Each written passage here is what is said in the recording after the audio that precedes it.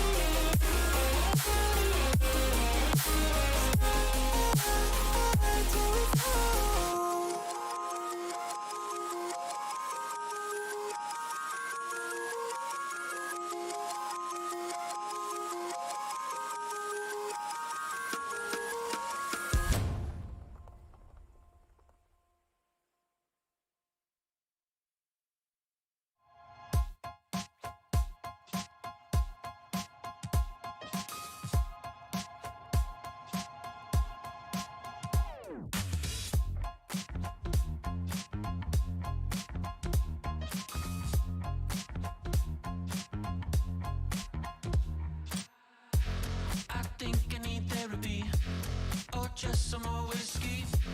I can't seem to understand how you do this to me.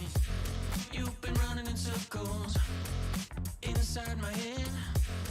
Wasn't looking for love, but baby, I found you instead.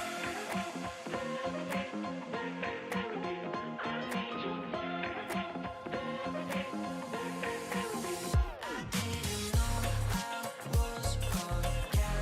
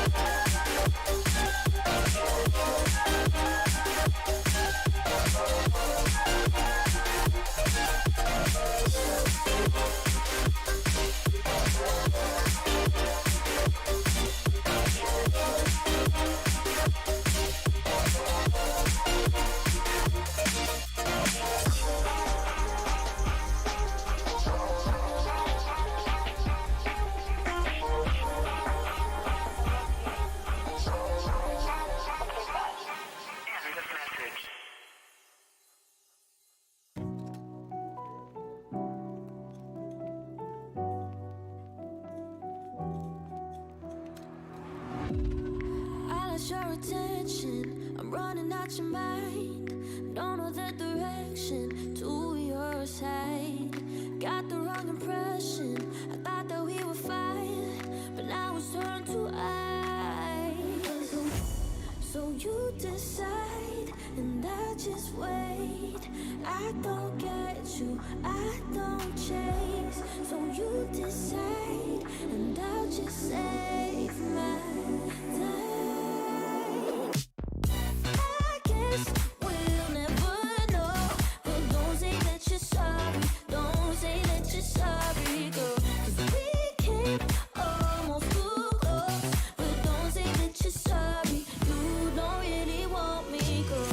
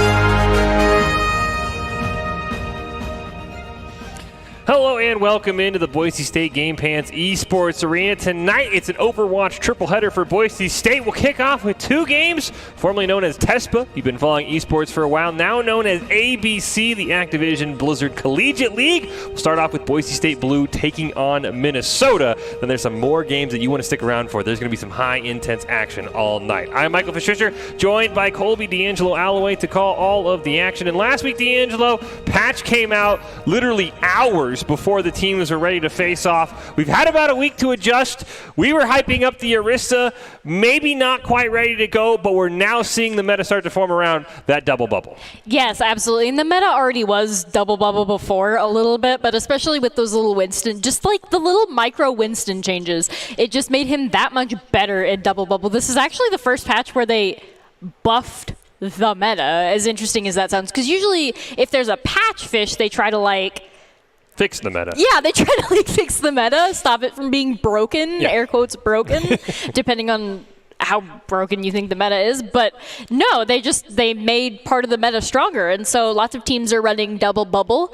Everybody thinks that they have the best double bubble. So most teams are not very likely to swap off of that just because it's such a good comp. It has a lot of sustain. The Zarya gets fed charge from the Winston. And it's just absolutely great.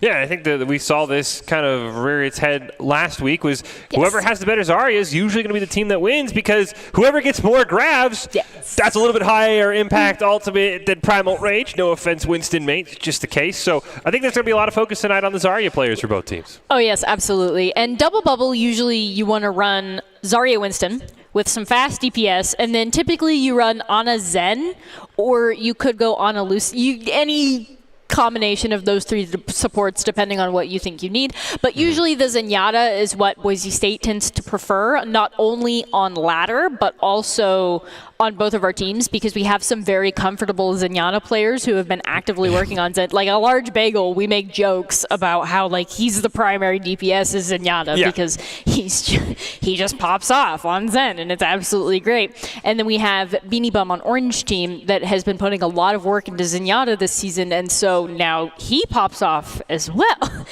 And so we just have a lot of really comfortable Zenyatta players, and when you send your Winston in there with a Zarya bubble, things get melted.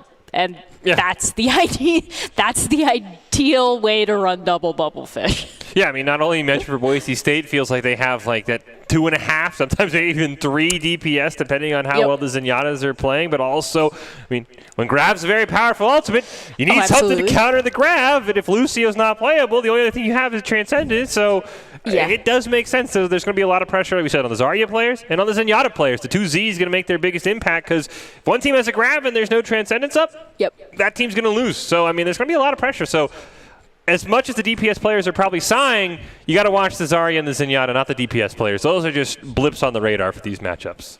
And to be fair, it is a lot harder to get a good grab than it is to get a good Transcendence. Because, I mean, usually with Transcendence, you just hear the grab go off and you're like, bam, Q. There it is, guys. Knowing when to press it, though, because we've seen teams panic and they Transcendence or sound barrier bad, and you're like, that's not good. And you're just kind of like, that's not what we were looking for there. But in general, it's much easier to land a successful Transcendence because all it is deciding when to press Q. You don't really have to decide where to press Q because it's obvious. In the grab. You get the Q in the grab. Yeah. That's where you Everyone's alive if you get the Q in the grab. So that's what we got to watch out for. As we mentioned, it's 2 games in ABC, formerly known as TESPA, starting off with Boise State taking on Minnesota. The Broncos and the Golden Gophers going to go at it in a best of 3. And then following that, it'll be Boise State trying to get some revenge on Midland for how the NECC ended last fall. I'm sure the Broncos trying to avenge that, but that is a storyline that we will get to here in just a little bit. As we mentioned, we're kicking off first Boise State, Minnesota, Activision Blizzard Collegiate Overwatch best of 3. So control matters a lot, D'Angelo. Sometimes in a best of 5, you can drop control. You can know, all right, we're better on every other map. So control is actually going to be a lot more important than we've seen in other tournaments since it is a best of 3. And Control is probably one of the best maps for double bubble. I mean, all of the maps are good for double bubble, but especially because you can send that Winston in with a lot of sustain, and he can just, the better initial first Winston dive on Control, just because of the nature of Control maps, where the first fight is more important than any other fight. just because of the nature of that first Winston dive. So really, you have to watch the Zarya and the Zen, but really for this first fight, especially on control, you want to watch the Winston. And team with more successful first Winston dive wins if they're running double bubble mirror. That may be really interesting, and as you mentioned, it's kind of weird that in the patch, Blizzard actually buffed the meta. Because the whole point of these constant patches is to try and fix the meta. You were talking to some of the Boise State players before the stream started, and while we were hyping up the Arista changes, the only problem with Arista is the rest of her companions or teammates she put with her just aren't strong enough, so that's why we won't see Arista, and that's why Double Bubble is still the go-to. So it's really interesting that we're not going to see a big change, so a lot of teams should be comfortable if they're slower adapting than we've seen maybe Boise State, where they're like almost always on top of it, and sometimes even ahead of the meta, sometimes even too far ahead of the meta we've seen from time to time. So I'm going to be really curious to see how this game plays out between Boise State and Minnesota. But before we get to that, let's take a look back. Let's take a look at some of our highlights from last week's matchup for Boise State. And there were lots of highlights, Fish.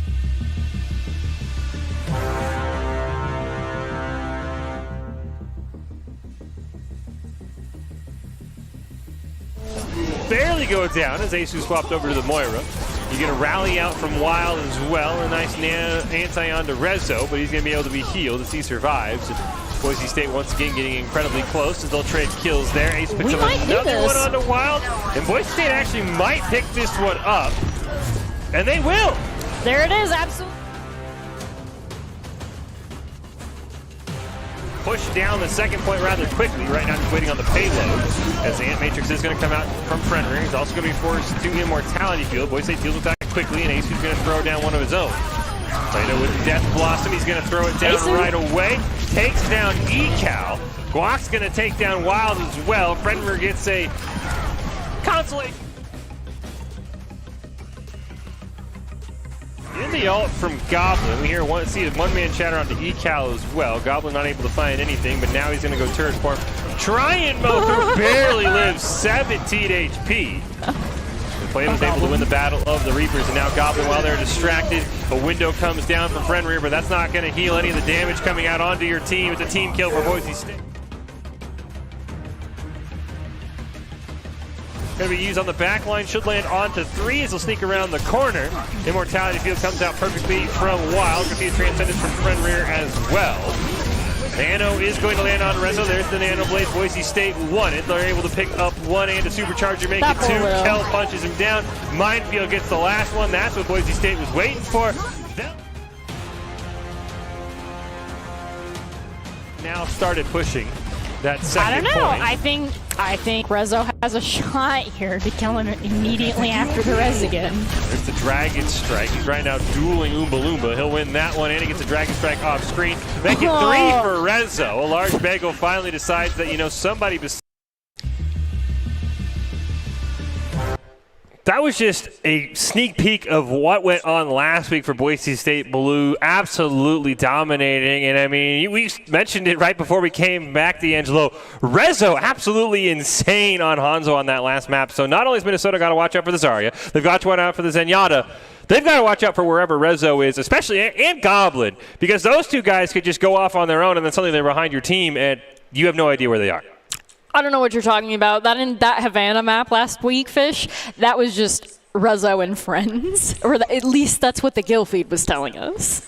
Well, before we get into this game, there's definitely some high expectations for Boise State this season. We see that the eFuse coaches poll that just came out this week for Overwatch, the Broncos sitting in 8th place, just 1 point behind Mizzou, who Boise State has ran into a ton of talented teams on this list. So the fact that Boise State's number 8 in the nation, D'Angelo, not only is there a lot of pressure on them to defend that ranking, but it's also said something about how good this Boise State team has gotten over the last few semesters. Yes, Fish. We did not start as number 8 in the nation when our esports program first was starting out.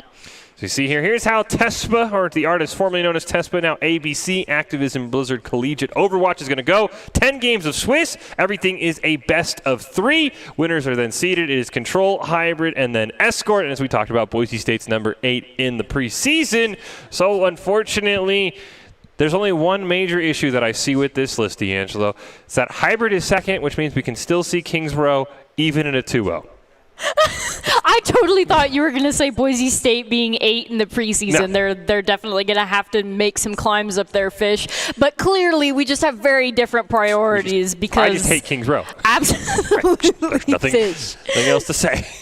You're very concerned about whether or not we will see Kings Row, and I'm very concerned about whether the Boise State Broncos will be able to climb up from 8th. I do believe in them, Fish. Yeah, I think that there's a meeting with Missouri right around the corner, and they're the team right in front of Boise State. As long as you knock off the team ahead of you, you should start climbing. So definitely a way for Boise State to go if they get top 5, top 3 in the end of the season. I mean, there's some teams up there. Utah, I know, has given Boise State fits historically. Northwood is an incredibly talented team that Boise State has at times been toe-to-toe with and at times been on the crushing end of things. So, I mean, there are some really talented teams ahead of Boise State, but number 8 is a great place to start. As we said, it's Boise State, Minnesota for the first match here in ABC. It's a best of 3. We'll start on Control. We're all imagining double bubbles going to be coming out.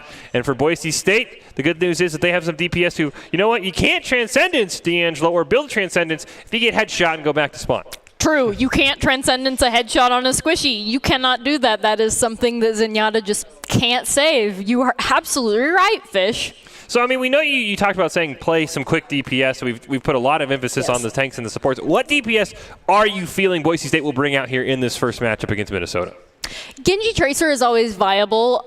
Boise State also has some really good hit scan mains and Hanzo. And Hanzo is usually very useful because there's the obvious combination of the Grav Dragons where if they misuse Transcendence, which we see a lot of, if they misuse Transcendence, that's just a free fight win there. So I will expect to see some Hanzo on teams running double bubble just because of the ult synergy.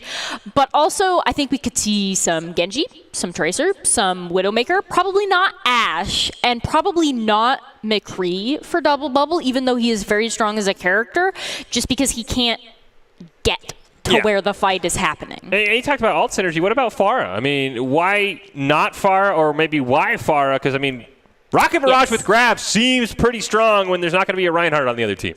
Rocket Barrage with Grav seems pretty strong until you remember that she can get headshot in the middle of it and just absolutely murdered. I mean, so here, 5 Mercy shots will kill a Pharah barraging in the head. And it's really easy to hit her head, Fish.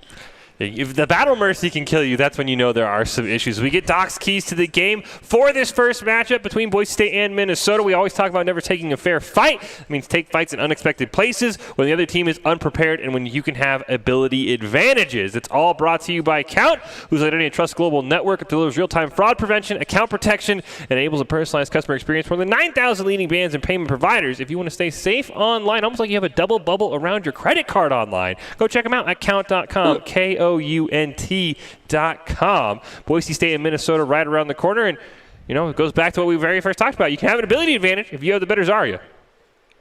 I see what you did there, Fish, with the double bubble around your credit card. I just want to always briefly acknowledge that, and I'm sure that Count appreciates that as well. Let's hope that Count is on the Boise State protection side as opposed to the Golden Gophers, the GGs, if you will. Oh, no. We have a problem, D'Angelo. I might have to be a Golden Gopher fan. Look at the Zarya's name, a shifty fish. That's incredible. We're going to hop right into the action. No even countdown time as Frobel's the one to get the first kill onto a large bagel. So Boise State's now going to lose Plato as well, who is on that Echo. Boise State, not so much double bubble. They've got the Hog and the Wrecking Ball, and they're getting pushed very, very far back. Guac's going to slam down, try and harass as much as he can. Frobel already has the Dragon Strike available. Boise State's going to lose Kel as well. Boise State not off to a great start here as Guac's just trying to pester as much as he can, but with those nerfs, D'Angelo, we know he's not going to get as near as many knockbacks as he would like. Bagel got logged by the Hanzo, and that was just the end of that fight there. Especially it did not help that Plato got killed on the Echo immediately after. And now their Hanzo has Dragon Strike, but their Zarya is not close to Grav, so we shouldn't have to be too scared. And I mean, if you can't get out of the way of the Dragon Strike, you probably deserve to get eliminated at that point. Nice minefield from Guac onto Roz. I think he was stuck by the Sleep Dart. Goblet's going to pick up a double kill for himself. Frobel, though, still an issue. He's already popped the Dragons. Gets a kill onto Plato as well. Minnesota already at 35%. Nice sleep onto Treebeard. Looks like they're fighting right underneath that bridge. Guac's going to be able to pick up a pair, and Boise State able to flip that fight. Thought for a moment when Kel swamped, they'd go to double bubble, but right now it's just Kel on that Zarya. Guac got most of the eliminations that fight. Very nice job on the flank on the ball, especially a nice minefield pick on the Mercy. That is sometimes hard to do unless your mines are put in unexpected places. Frobel, we need to watch him. We need to watch him on that Hanzo. We said we're watching the Zarya, but honestly, a Shifty Fish has not had the high impact that we thought they would have. No, he is not. There's the duplicate going to come out from Plato. A rally from Asu as well. Nice deflect from Goblin. He's going to pick up 2. Kel gets one as well. Boise State has Minnesota rock right into their trap. And Goblin now has the Dragon Blade available. It's always feels bad when your team shoots into the deflecting Genji and you die. Yeah, you never want to just all group up right into the Genji. Guac going to pick off screen onto Frobel, and after a great start, Frobel has been shut down. There is a Rocket Barrage available for Minnesota. The Graf's online in 9%, so they might have a little tricky combo here in this next fight. Tricky combo, but if we blade first, we win. Or if we put mines in that room that they're pushing, we also win. Yeah, they're going to push right through. Soteria's going to be taken out there. You never want to play ground fire. There's the Dragon Blade that's going to come out. Goblin's going to get 2 more. Trying to find that final one. He will. Boise State with a great team kill. And ground fire, not the greatest place. Wonder why Minnesota's sticking to this one room that they try to push through. Fish, it's going to be especially bad for them next fight for the Golden Gophers if they decide to push in that room, because we just drop mines in there and we win. And it does look like they are falling into that same trap, so it does look like Guac should be able to easily shut that down. Yeah, there's the mines right behind the team. Plato's going to pick up the first kill onto Flip Flop. Rocket Barrage does come out. It gets 1 before Soteria gets taken out. And the grab has still been held on to. Dragons are 15% away for Frobel. Maybe that's what they're waiting for. A little bit of a backdoor attempt as Boise State's about to win. Grab comes out from a Shifty Fish, but he's immediately taken down. Panic Dragons will come out as well, but Boise State has put Minnesota into stall. They can't even get onto the point. And after a slow start, Boise State absolutely takes control, and they go up 1-0 here on control. Frobel is making a good effort, Fish, in all assets except for the combo with the Grab Dragon. We haven't seen them pull off a single combo of the Grab Dragon. And if you're going to run a combo like that, that is such a clear win condition, especially because we didn't have a Zenyatta. We had on a Brig. We had no way to counter that Grab Dragons. But, Fish, their Zarya took too long to charge their Grab, and their Hanzo was not able to get a Dragon Strike in the Grab because the Grab didn't exist.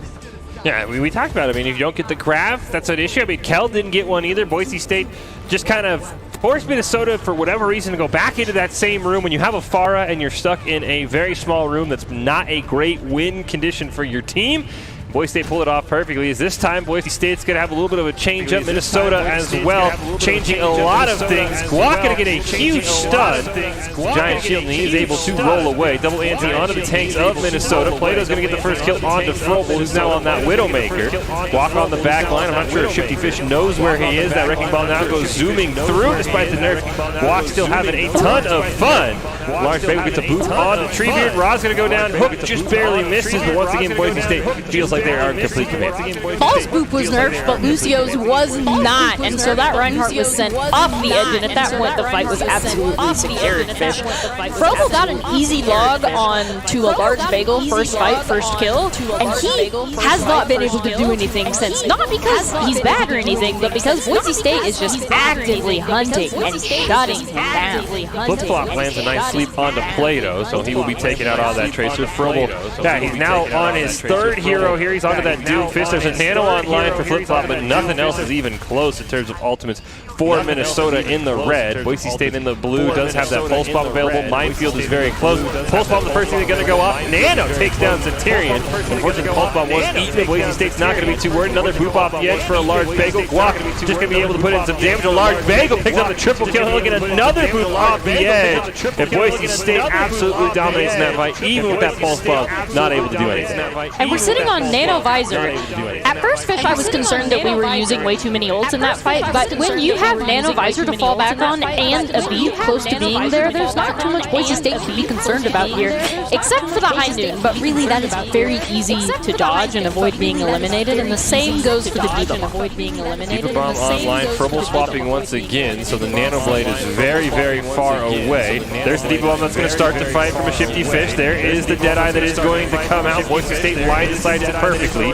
There is the tack visor, plus there's the nano visor you talked about. Goblin picks up 2, and then picks up 2. Treebeard decides that he's just going to join his team in the spawn, and he's not going to pass the Boise State stats. He goes flying off the edge. There's a nice hook onto Froebel in Boise State. I mean, really, this has just been a dominating performance on map number 2 for the Broncos. And we have the ability to use whole hog if all else fails to just keep them off of the point for another 7%, because they get a very staggered touch at best. They do not get a full fight here. Arch Bagels going to use the sound barrier. Will go off. There's the whole hog, and they knock one off the edge. Going to knock another one as well. Boise State using the environment perfectly, and the Broncos win that one in convincing fashion. They go up 1-0 in the series, and that was the way to make a statement if you're Boise State. That was quick, it was efficient, and there were a lot of environmental kills. I want to say there were about 7 environmental kills. That sounds right, yeah. Now, Fish, we need to debate to whether or not we choose to count the Rhine charging off the map of his own volition. Do we count that as a Boise State environmental kill? No, I don't want to count that Fish? one. No, because he did that on his own. Environmental kills are very, very difficult to get. That's why play of the game usually favors them. So, yeah, I'm not going to count that one. But, yeah, I mean, I think we always saw the whole hog get 2 at the very, very end. You called that perfectly. It was going to be a delayed touch, and they just launched both the tanks off the edge. Don't forget, the Idaho Army National Guard, a proud supporter of Boise State esports, and they bring us the top plays at the end of every night. They also invite you to take your impressive critical thinking skills into real time. More than 10 jobs offering a $20,000 bonus and your degree of choice paid for. The Idaho Army National Guard is the best team out there. Reach out on Twitch at iGuard Gaming. Right now, the Broncos in complete command of this series, going to Game 2 in ABC, formerly known as TESPA, against Minnesota. The Broncos, a little bit of a shaky start, and interestingly enough, they've forced Minnesota off of their own double bubble very, very quickly. There was a shaky start for 1.5 fights. There was a shaky start after a bagel got logged. And then after that, Boise State was just like, all right, guys, we got this together. This is our map. We're going to take it. And then they just showed no signs of weakness after that, Fish. Yeah, and what about the double bubble? I mean, Boise State has messed around a little. We saw Kel when things went bad switch over to the Zarya. But, I mean, Minnesota, they brought out double bubble at the start, and they've kind of completely abandoned it as we get ready for Game 2 between the Broncos and the Golden Gophers here. What do you think has forced Minnesota off double bubble that we spent a lot of time hyping up before this match started? Well, every team seems to think that their double bubble is the best in Boise State scrims and just in teams we've encountered. However, it does seem like the Golden Gophers, props to them, do not fall into that trap. They recognized that it was not working, and they swapped off very quickly. Kind of like how if you lose first fight as Symmetra on a control map, you swap off immediately. They swapped off immediately, Fish. And Minnesota has not found a very comfortable spot right now as we get to see more swaps coming out. Froebel still trying to make that sniper magic happen. This time, the Widowmaker, the Golden Gophers on attack first. See if they're able to drop a statement as Boise State waits for them right around that corridor there. They're going to push through with the Rhine shield. Not able to find much of anything. Plato's going to go in for the flank on the Doomfist. Goblin somehow is going to fall off the edge. That's never how you want to start if you're Boise State. Environmental death against you. A large big will make up for it. He'll take down Flip-Flop. Plato's able to take down the Venom Mine. Trying to find one onto Froebel, who is incredibly low. Nice revive comes out from Razmataz. But on the left, Minnesota is just going back to their spawn. So we'll still call it a fight win for Boise State. Now, Fish, it doesn't count as an environmental against you if Goblin purposefully suicided to swap the Widow. I don't think so, but right now, do they even need Goblin? As Plato picks up a perfect play on the Doomfist. Get in, get the kill, get out. There's why he swapped over the Widowmaker, picks up one more. Razmataz goes down, and Plato putting on just really a clinic on how to play Doomfist properly. You get in, you pick off a DPS or a support, and then you just immediately get out. He'll take down just Shifty Fish and Treebeard as well. Eichenwald is a Doomfist map. Plato's a great flanking player. There it is. That is the explanation for why he is being so absolutely amazingly dominant in this map, Fish. I think the other problem I'm seeing for Minnesota is they'll lose one fight, and then we get a swap. We see a Shifty Fish swap, so is Froebel, and that's just going to reset all of the ult charge that they built up, even in that losing fight. There goes Plato once again. This time, they play it perfectly. Centurion landing a great stun grenade to trap that Doomfist behind enemy lines. There is the Graviton from Kel. They go slamming down. A Supercharger for Boise State will come out as well. Kel picks up 2. Goblin's going to get another one, but it's Kel's turn to shine. He's going to go for 4. A Shifty Fish going to try and get away. Kel's going to get 5 kills in that engage, and Boise State will gladly take that team kill just for one loss in Guam. They things not looking good for Minnesota there. Guac was the price there, Fish, but Boise State is sitting comfortably on this point, and Minnesota has really no ultimates that have a likely shot at changing things for them because they have McCree ultimate, but we also have Sigma Eat and Double Shield, and the same goes for Shatter. They also have, the Transcendence online soon, so they can maybe use that to get a little bit closer to the point, but that's going to shut things down as Goblin gets a great pick on to flip-flop. Kell's going to go for a flank. He gets stunned, so he'll have to retreat as a large bagel takes down Rasmussen. Both supports down for Minnesota means there's no healing that they could do. They'll try for the backdoor flank just to build up some percent, but all Treebeard's going to do is stagger his own demise as Boise State's going to wait, surround him, and now they're eventually going to take them out, and now, unfortunately, Minnesota's got to wait for that Reinhardt for those long 6 seconds. Boise State now is in a little bit of uncomfortable territory just because there are 4 ultimates online, so likely you can block either the Shatter or the High Noon. You will have to do something about the other because High Noon will destroy your shield if you take it all on the shield. So you've got to be very careful about not getting Noon Shatter combo. Well, there is the Transcendence. There's no High Noon when Goblin's going to bring the moon up as he's Centurion gets taken down from a headshot. Plato picks up 2 more as well. The only thing Minnesota has from all of that is an Immortality Field for Asu.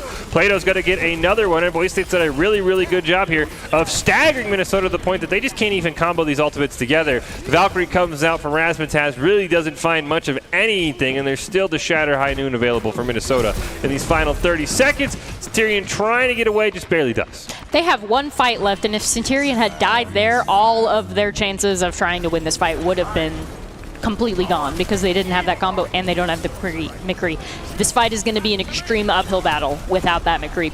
But we don't have our Lucio, so. He popped the High Noon on somebody. The rest of Boise State just simply hid behind pillars. Shatter's still available for Treebeard if he wants to try and put something together. There's the Dragon Strike that's going to come out. It'll do some decent damage to Boise State. Immortality Field barely keeping Guac alive. Kell barely gets out of range in time. Treebeard goes down with that Shatter available. Nobody gets out of the point. And Boise State with the perfect zeros across the board on that defensive hold. Great Boise State hold. They lost that last fight. They lost that last push when they did not get value out of the High Noon, and their McCree got picked immediately after. That was their biggest chance to win that. Not just because of Deadeye, but because McCree is a very solid DPS that generally you want to keep alive. He is what denies the Doomfist, and the Doomfist has been getting the most picks. Goblin's been getting a lot of picks too, but Widowmaker by nature is just not. She's not meant to rack up the massive amount of kills in one fight that Doomfist is, because he can just yeet himself in, yeet himself out really quickly, especially on Eichenwald, with little to no punishment. We saw him die maybe only a handful of times there, and most of them were Plato misplays rather than them just hard countering the Doomfist. Yeah, I mean, Treebeard had that Shatter available for 2 minutes or so, and there just never was a great opportunity for him to use it. Either a teammate got picked, Boise State was doing a great job hiding. Now the Golden Gophers, with their backs against the wall in this game, it is a best of 3. Boise State right now on match point. They're going to bring out the double bubble, so we'll see how the Broncos respond. Backs against the wall with that May. There it is. Boise State will have to be a little bit careful on that Reinhardt for Guac. They will have to just make sure that he doesn't get walled off and then immediately murdered. But Boise State is a learning team, so if they have time, they can do it once and then recover from that and then not do it again.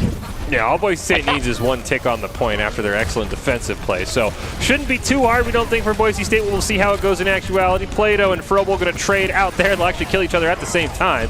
Goblin going to get one, so will Guac. There's a crowd freeze that comes out from Centurion, but it's only going to delay his death. Treebeard going to shield himself, trying to buy some time, but he's going to get melted as well. Boise State already on the point. And just like that, it's quick work for Boise State. They'll win this series very fast on Eichenwald. We did see Plato go down, but unfortunately Plato was the price, but Boise State still came out very dominantly on top. They did not necessarily need Plato for the rest of that. Boise State picks up their first win in ABC for Overwatch, a 2-0 win over Minnesota. And they do it in very convincing fashion. As we talked about, they lost 1.5 fights the very first time on Control, and after that, it was a clean Boise State roll the rest of the way. So that is a great way for Boise State to start the night. There's still a ton of action to come, but don't forget that the beatdown at Boise State has been held all throughout February and broadcast live. It was Boise State's premier fighting event. We had Street Fighter V, Tekken 7, Dragon Ball Fighter Z, and we're wrapping everything up this weekend with Super Smash Bros. Ultimate. It's a great chance to test your skills against the Idaho fighting game community. Open brackets will be held online with an in-person final event hosted at Boise State University. If you want your final chance to get in Super Smash Bros., I'm going to guess probably the most popular one of the month, go to smash.gg. The beatdown Boise State is where you want to get in and get registered. You're running out of time. There's only 3 days left until that takes place. Boise State put down their own little clinic there against Minnesota, D'Angelo, and it was a really, really well-played game for Boise State. We didn't really see many hiccups after this. We talked about they're a learning team. They quickly learned Frobel's a problem, then they just shut down Frobel. It's always a good day to be a Boise State fan, but it's especially an amazing day to be a Boise State fan when a Boise State absolute roll is how you start off the night, Fish. Yeah, Boise State playing absolutely perfectly, and I'm sure that was a great warm-up game because our next match is going to be a match that D'Angelo and I were very, very excited when we heard the team. It is Boise State versus Midland. These teams have a lot of history in the NECC. Boise State clean-rolled Midland in the regular season. Unfortunately, when it came down to the NECC championships last semester, it was a Midland 4-1 victory over Boise State. So the Broncos won when it didn't matter. Midland won when it mattered the most, D'Angelo. I cannot wait to see how Boise State gets their revenge on Midland. That will be one that Boise State is definitely going to be ready for because these teams are very, very talented. I love how you're on the glass half full boat there, Fish. I love how you're like, Boise State's going to get their revenge. Let's go. That roll was a good omen. We're totally ready to face Midland. And I am absolutely with you, Fish. Well, we're going to take a quick break. We will be back with Boise State versus Midland. Do the Broncos get revenge? Or does Midland prove that maybe that championship victory in NECC wasn't a fluke? Stay tuned through the break and find out.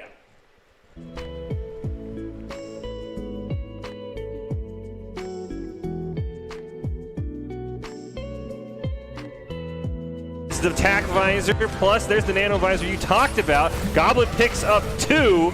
And Treebeard decides that he's just going to join his team in the spawn, and he's not going to pad the Boise State stats. He goes flying off the edge. There's a nice hook onto Frobel in Boise State. I mean, their spawn, so we'll still call it a fight win for Boise State. Now, Fish, it doesn't count as an environmental against you if Goblin purposefully suicided to swap the Widow. I don't think so, but right now, do they even need Goblin? As Plato picks up a perfect play on the Doomfist. Get in, get the kill, get out. There's why he swapped over the Widowmaker, picks up one more. Razmataz goes down, and Plato putting... Minefield is very close. Pulse Bomb, the first thing they're going to go off. Nano takes down Centurion. Unfortunately, the Pulse Bomb was eaten. Boise State's not going to be too worried. Another boop off the edge for a large bagel. Guac just going to be able to put in some damage. A large bagel picks up the triple kill. He'll get another boop off the edge. And Boise State absolutely dominates in that fight, even with that Pulse Bomb not able to do anything. And we're sitting on... Boise State, I mean, really, this has just been a dominating performance on map number 2 for the Broncos.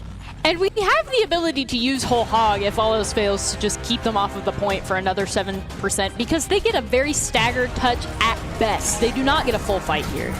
Large Bagel's going to use the sound barrier. We'll go up. There's the Whole Hog. Going to knock one off the edge. Going to knock another one.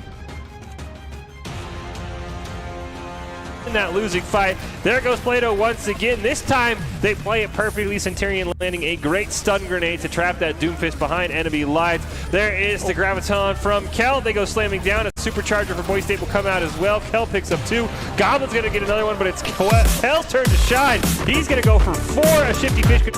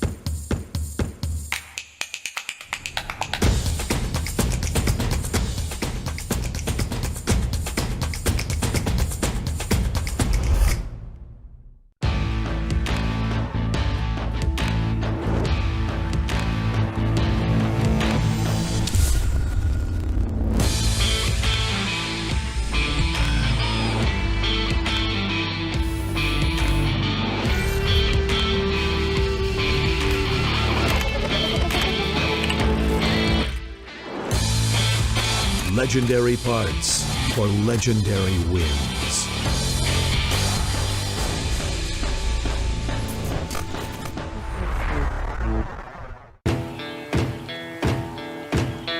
Here are a couple lessons I've learned over the years. Friendships come in all shapes and sizes. And always buckle up. Seatbelts save lives. That's a rule we can all live by.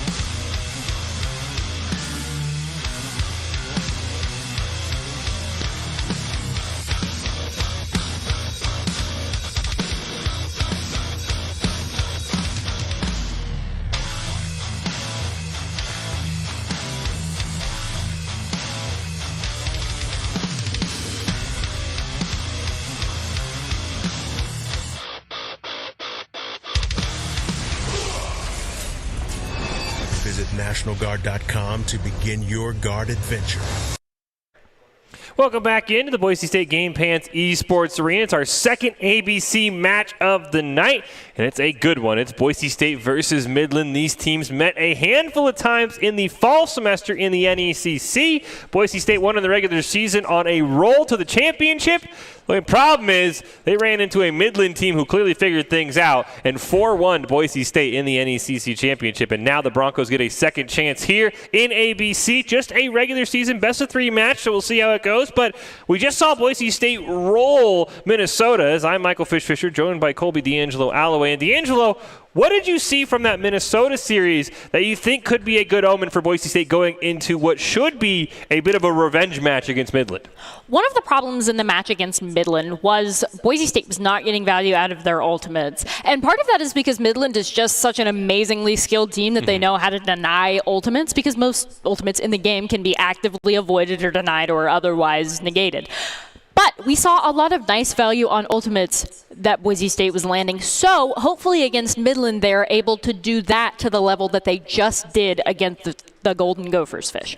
Any sort of concern that, unlike Minnesota, Midland, I mean, they think they're going to be the better team, that if Boise State kind of gets hard rolled on the first fight on control, that map could just absolutely fall apart? I mean, do you think that Boise State has to make sure that they aren't caught off guard by anything like we saw them happen where Frobel got a great pick and then Boise State's like, what do we do now? Midland's going to hard punish them for that if that happens. Midland is going to hard punish them if that happens, but also Midland is going to actively hold the point and not let them get the advantage. Because when you win a fight so dominantly like that, usually you have ultimate advantages, and just by nature of getting the point, you have the defensive advantage as well. And I think Midland is going to be a hard team to take back the point from without either some skillful ult execution or some nice picks.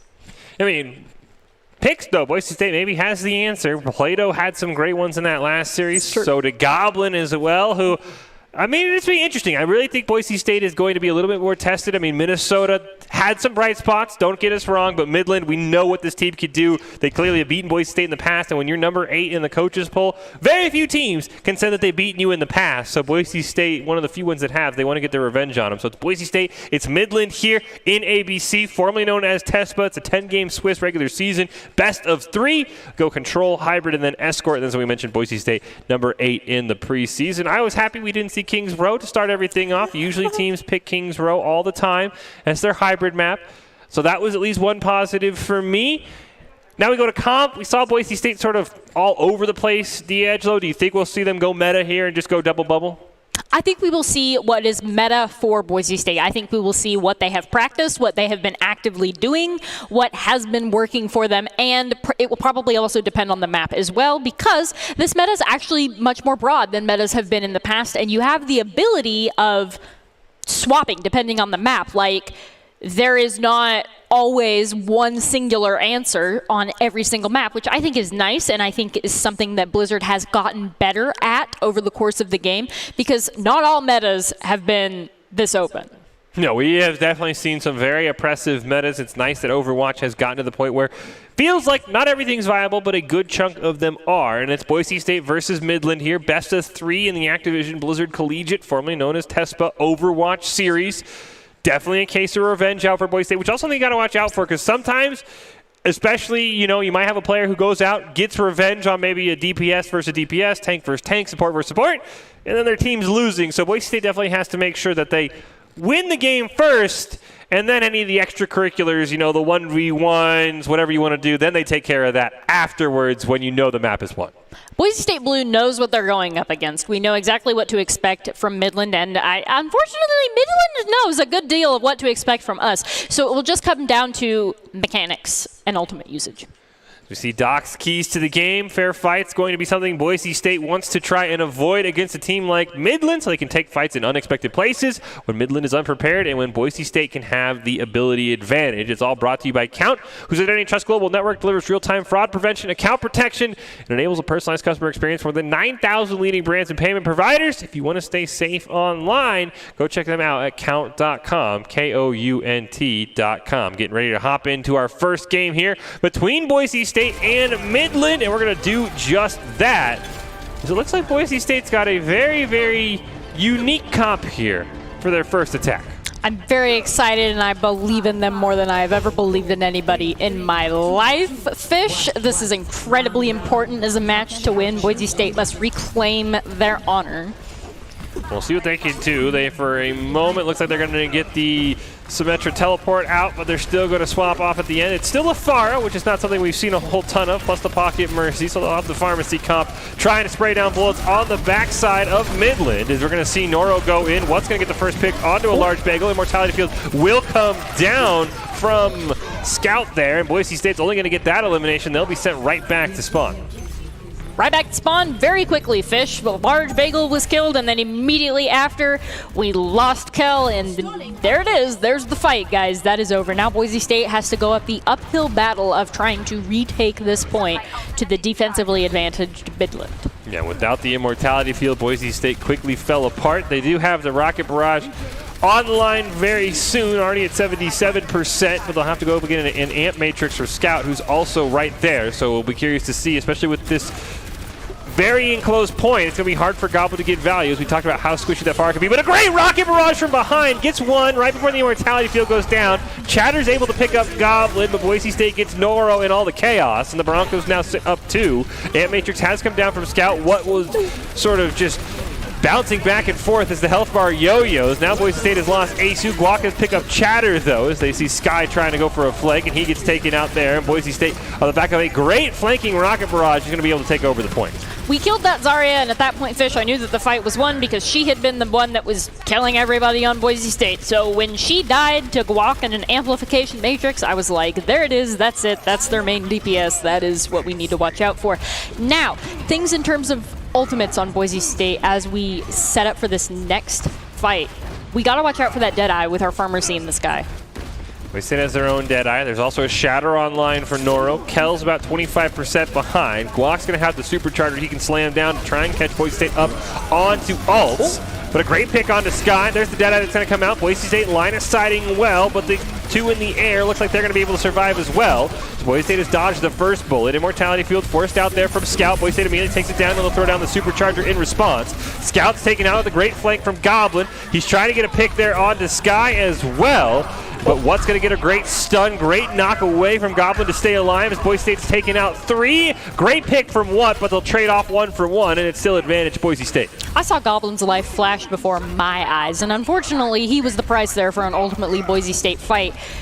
But he got instantly rezzed, which is nice. Now Boise State is walking into, or has Blizzard walking into them, and with the use of the Amplification Matrix, if the Baptiste can charge it that quickly, that will be a pretty easy way for them to close a lot of the distance on Boise State, if not get a few picks before the Blizzard. Boise State also does not have a great way to deal with that grab, besides just throwing up the Ryan Shield. They're going to get an Immortality Field down. Blizzard comes out from Shiloh, but he still gets taken out. They're going to get the Sound Barrier from Sky. Rocket Barrage will come in, and all it will do is destroy most of the shields before What gets a double kill onto Goblin and onto Guac. Valkyrie has been used. Asu gets 1 res out there, but Midland has forced Boise State off the point and flipped it at 92%. Large Bagel will fall. It looks like for Boise State, this might be a great opportunity to just go for the reset, as Asu just barely survives, finally gets taken down, and Boise State will have to reset. Boise State should not have given up that point. They had the advantage even after all the ultimates were used. They were weak and things were risky, but they definitely had the chance and the numbers advantage there, so that was a little bit unfortunate to watch them give up that point, but hopefully they'll be able to take it back. However, all we have to do so is Deadeye right now, so maybe we just take a couple of dry fights, try to get out some of their ultimates, try not to walk into that amplification matrix in a fight that you want to win. Boise State's running out of time. The point's already at 80%. Plato gets to pick onto what, and that might be a great opener. Ant Matrix gonna go down there for Scout to try and help Midland sustain without a DPS. Immortality Field forced out as well. Plato dropping low, but should get healed back up. Shatter comes out, completely whiffs from Noro, and he's taken out by Goblin, who's now on that back line, incredibly close to that rocket barrage. He's gonna immediately drop it, does take down Scout, but he will be gunned down in a 1-for-1. Boise State now in overtime. They flip the point, and Midland might not have a chance for a recontest. Goblin was the price, but they're walking into a full Boise State team with Valk. They get, I was about to say, they get a staggered recontest at best, Fish, because not all of their members are going to be able to touch the point at once. And if they had gotten that staggered recontest, things were actually looking up for Midland. They had the grab that Chatter threw down to try and suck Boise State off the point. Noro was flying in as fast as he could. He just couldn't quite make it. These teams proving why they were the best in the NECC last year. A very, very back and forth map 1 on Control. Very back and forth, usually with fight winners going to people who get more value out of their ultimates. We've seen definitely ultimates flip fights because the teams are relatively mechanically on the same level. They're relatively similar, and so when you have teams that are comfortable working together like both of these teams are and are very mechanically skilled individually, it comes down to who is able to use their ultimates more effectively. The fire choice here, interesting for Boise State, just in the sense that, once again, the point is in an enclosed building, so it's going to be very hard to get a good rocket barrage out. Because, I mean, we've seen every time Goblin's rocket barrage, yes, he's gotten a kill. He's immediately died in the process, as we talked about in the opener. The reason Farah does not fit in with this Grav meta is that she's just too squishy in that rocket barrage. As Plato goes for the flank, huge stun, but he misses the second headshot, so What survives and gets the turn on him. Great flick from What to find out Plato, so Boise State will lose their first member. Revive does come out from Asu to regain Boise State at full health. The point has gone to Midland's side, but they get pinched right into Goblin. He picks up 2. Plato gets revenge with a second chance at life. They're going to be able to take down Chatter here on a delayed kill, but Noro still making some plays. Goblin going to kill himself, unfortunately, with that explosive damage. Shatter already built up for Noro. Kind of wasted that one, unfortunately. Just trying to keep Boise State off the point, but the Broncos flip it. Broncos flip it. We gave them 19%, which is okay as long as we win the fight, especially because we now have defensive advantage and we're very close to not only Supercharger, Shatter, Barrage, Deadeye. We're very close to everything. And Midland is not as close to their ultimates, and especially with some of their swaps, and their Ashe is not pocketed by a Mercy. So the better decision might have been something like Widowmaker, just because the Ashe isn't going to be able to one-shot kill that Pharah at long range, and that's what you need to do when a Pharah has a pocket Mercy. So we'll see how that works out for them. But Boise State has a defensive position. And Matrix goes down there. Goblin has a rocket barrage. Immortality Field's taken out. He finds a perfect opportunity, able to kill one. He gets a second one before What takes him down. Boise State now up to 40%. Boise State going to get the revive, this time onto a large bagel. They had lost 2 members. Midland now retreating. Great pick there by Plato onto What, and that's going to be a full reset for Midland. Honestly, Rocket Barrage for Goblin would be a lot more costly if Asu wasn't there to res him every single time he died, honestly. Like, because normally a 1-for-1 trade is not good, especially if you're using an ultimate to do it. Usually that's not a good thing. But especially because he gets rezzed, it's not a 1-for-1 trade, it's just you kill somebody. He has swapped onto the Hanzo, so he no longer wants to deal with that, but it's Plato's turn to get the pocket. He gets one with the Deadeye, gets another one picked up. What takes him down, but Asu's got a ton of res value so far. Midland has not found a way to stop him. He is going to get a revive, and Midland's going to have to wait for a couple of respawns. Kel wants to land a massive Shatter here. I feel it. I want it for him. However, Midland does have Amplification Matrix, so we need to be able to not die to that. There's the Ant Matrix on cue. Shatter goes off, but the hammer never hits, so the ult goes away, but there's no value for Boise State. There's the Gravitic Flex going to come out from Chatter as well. Valkyrie and Ant Matrix have been popped for the Broncos, and no one else has been taken down. Midland in overtime, able to flip the point. We'll see what they can do with it. Shiloh gets a great pick onto Goblin. Now he will be taken out. What's going to get one onto Plato as well. Kel comes flying in on the Wrecking Ball, trying to get in the face of Scout. It's a dynamite to the face and has to roll away on fire. Stop, drop, and roll works out for Kels. He barely survives. Asu gets another huge res, but now things start to go bad to worse, and Boise State needs to just reset this. I think that the point of that fight, once they lost the majority of their members, I think the point of that fight was not to take an actual fight, but to try to get out what ultimates we probably could get out. And we did successfully get out quite a few ultimates from Midland University, but we are still walking into Supercharger and almost duplication, so this is very scary. And even though we got the BAP amplification matrix out, he's halfway to another one. Boise State is not looking good in terms of ult economy. So Goblin's trying to build up his Dragon Strike as fast as possible. One more headshot should do it. He's going to be able to get that one. Deadeye will come out as well. Supercharger is used. Boise State picks up the first two of the fight. There's the Dragon going to come right through the team. Chatter gets a pick onto a large bagel. Goblin fails the wall climb. Transcendence comes out from Sky, and Boise State's going to have to wait. It does allow them time with that Valkyrie to get a revive onto a large bagel. Goblin barely gets a headshot onto Sky while staying alive. Large bagel gets another one onto what? Boise State's able to flip it and put Midland back in overtime, and right now the Vikings are starting to run out of members. Immortality Field comes down. They're too distracted fighting, and Boise State picks up that control win against Midland, and once again it was a very tough win for Boise State. There it is. That's what we wanted, though. A win is still a win, Fish. Yep. It's always a good day to be a Boise State fan, but it's especially an amazing day to be a Boise State fan when you rolled your first team and you take a control point off the people that almost rolled you last time. Yeah, Boise State played really, really well. They kind of made Midland stay on the back foot. Now, I will say, once again, it felt like Midland won every first fight, unfortunately. Yes. Then Boise State kind of rebounded. Not something that you want to make a habit, but Boise State will take it. But I really liked how Boise State was adaptable and how Midland just really didn't have an answer for that Farah. Even though he was only getting 1-for-1 trades, it was working out for Boise State really well. I think less than an answer to the Farah, they didn't have an answer to the Mercy. Because like we talked about earlier, Fish, if you just die every time you get a rocket barrage and you only kill one person, it's not worth it. But especially if you can be instantly rezzed, it's no longer a trade where the ultimate was the cost. It's you just get an elimination on somebody and you're up one the next fight. So I actually think less than an answer to the Farah, they didn't have an answer to the Mercy. Well, don't forget that Boise State Esports is always recruiting top talent, production, and broadcasters. Good talent along with good grades and eligibility can earn you scholarships as well. You can sign up today by visiting boisestate.edu/esports for more information. Right now, the Broncos blue team looking very, very strong against Midland heading into map 2. I will say the one thing that I also thought Goblin did really well is, hey, look, we get King's Row. On the Farah, he would rocket barrage in the direction across for Boise State, so even when he died, it would force Midland to turn, then they would get a headshot because they weren't looking at the Broncos. So I thought he did a really, really good job of rocket barraging in awkward places, and even though he would die, he'd usually get a assisted elimination after the fact because someone would turn, look at him, and then they wouldn't be facing the rest of Boise State. Absolutely. Pro Goblin Farah, let's go. Did you expect anything else, Fish, other than No. him to be behind the enemy team?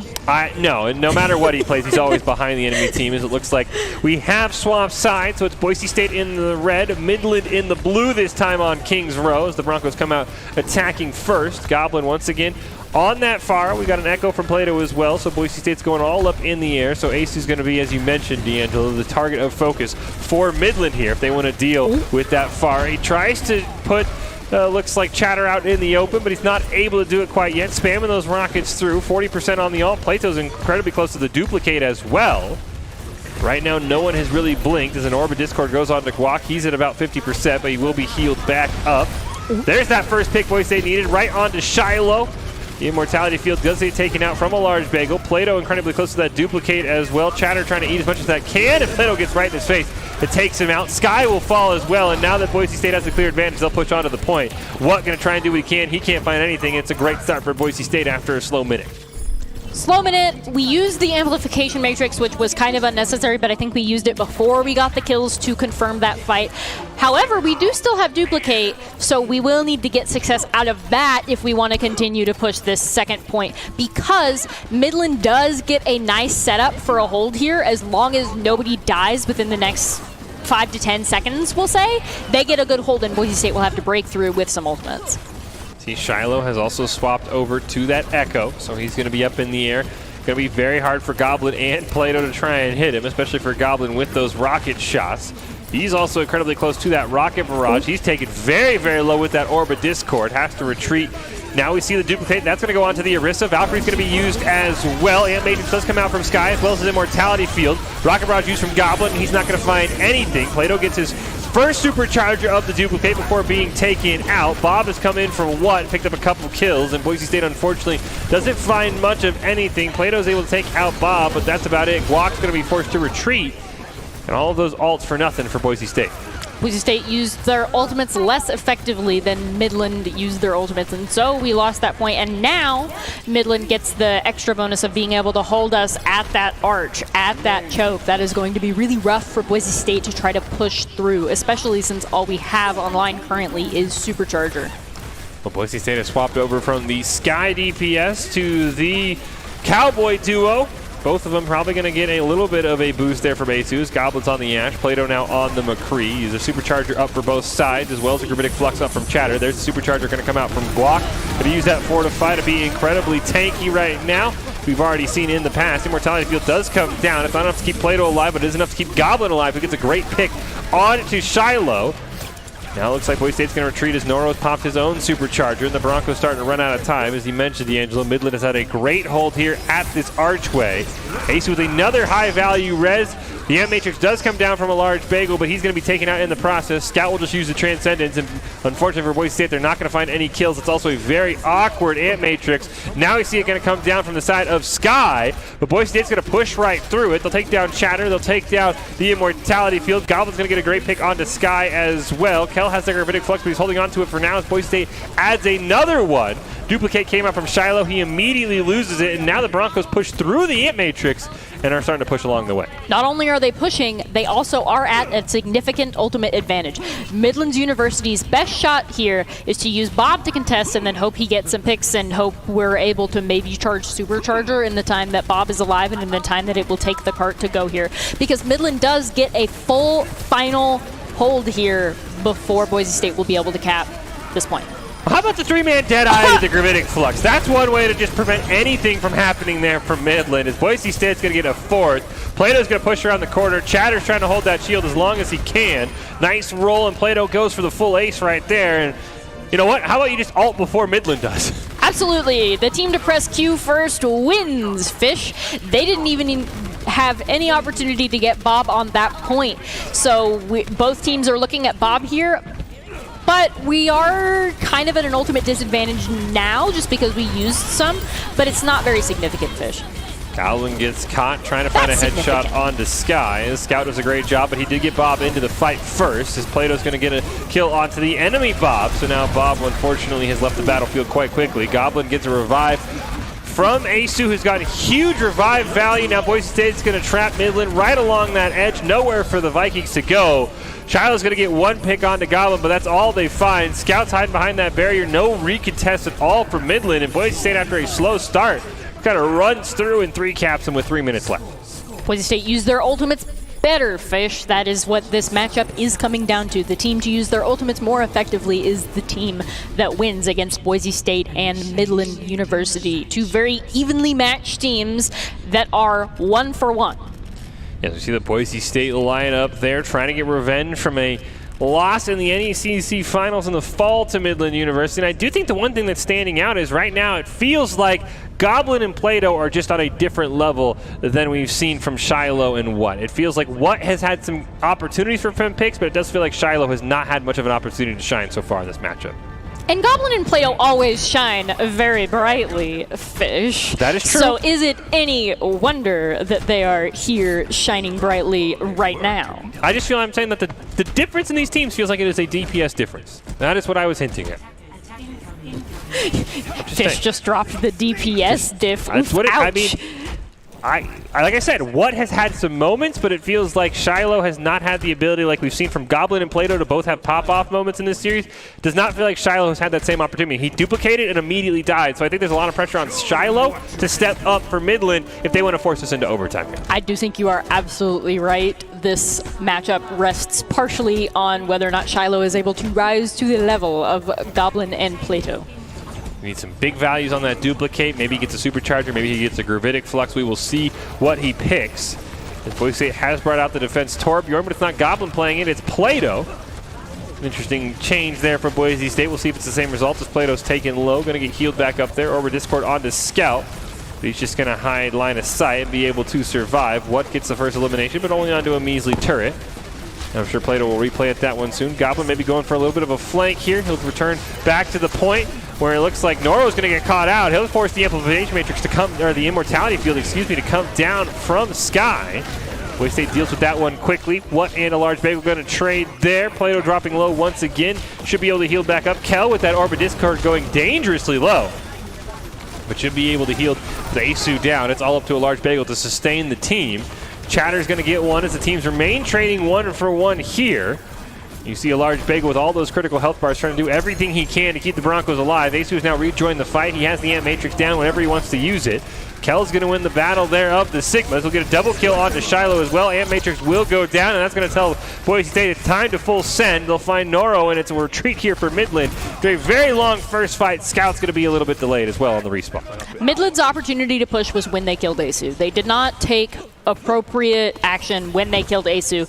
If they had pushed, they would not, Boise State would not have been able to sustain with just the Zenyatta healing. Yeah, you saw how low the health bars were dropping and how much they had to pass around that Orb of Harmony, but he was able to keep him alive. Amp Matrix comes out from Sky, but the Dragon's going to force the Immortality field. Both teams will use theirs, and both of them will get taken out. Everyone will retreat. Health bars will return to normal, except for Plato, who's dangerously low. Great Transcendence right into the Gravitic Flux. They just fully stabilized Boise State. They committed the Dragons as well. Molten Core is now going to come out from Plato, and it'll send Midland retreating. They will lose 2 members, though. Shiloh and Chatter will both fall. Transcendence comes out from Scout, but it's a bit too late as a 3rd member gets taken out. Plato's going for the head. He gets another headshot, and huge props to a large bagel. He could not have timed that Transcendence better if he tried. And we expect amazing transcendences from a large bagel because a large bagel is just an amazing Zenyatta, and it's one of the things that I mentioned in the pregame. That is one of the heroes that he is very skilled on, and knowing when Transcendence is part of that fish. Yeah, it was unfortunate for Midland that they committed the Dragons with that Gravitic Flux, not knowing the Transcendence was there. As Goblin and What will trade out, but now Goblin's going to get one more for Boise State, so the Broncos sit up 1 in the fight. And it looks like Midland realizes at times of the essence they're going to send for a full retreat here. Does Kel want to agree with the Gravitic Flux? Doesn't look like he wants to. He doesn't want to agree quite yet with the Gravitic Flux. Their next push will be a perfect opportunity for him to do so, especially because we have our own Dragon Strike, and they are not close to Tranquility yet. Yeah, What gets taken out. Nice headshot there from Goblin. Midland's going to wait for What to respawn. Minute left here, and it's a long journey for Midland to force overtime as they haven't even gotten the first point.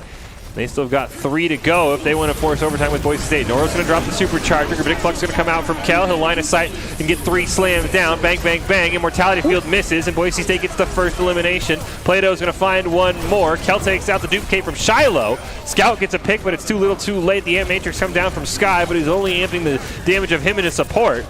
Boise State's going to send them running for the hills. Shiloh gets taken out once again. Scout will follow as well, and Midland's going to have a staggered recontest at best here to keep us in overtime. They have a very scrappy fight, and they need to get some kills like right now, within the next 3 seconds, if they want a chance at taking over this fight, and especially because they're walking into an amplification matrix. Things are really not looking good for Midland University.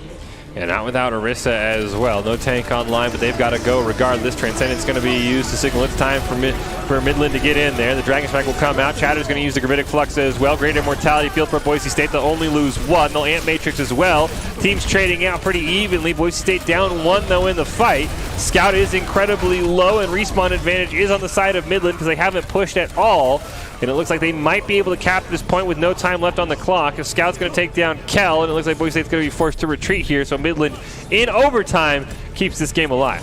They got the pick onto a large bagel in that fight, and that's what took a lot of Boise State's damage away, especially with the amplification matrix. However, Boise State should be able to relatively easily shut down this push and be able to hold the front corner, not only because we've set up for the hold, but also because we have Molten Core and Sigma Ultimate to use on them as soon as the cart pushes through that next corner. So Midland is not quite out of the rough woods yet, Fish.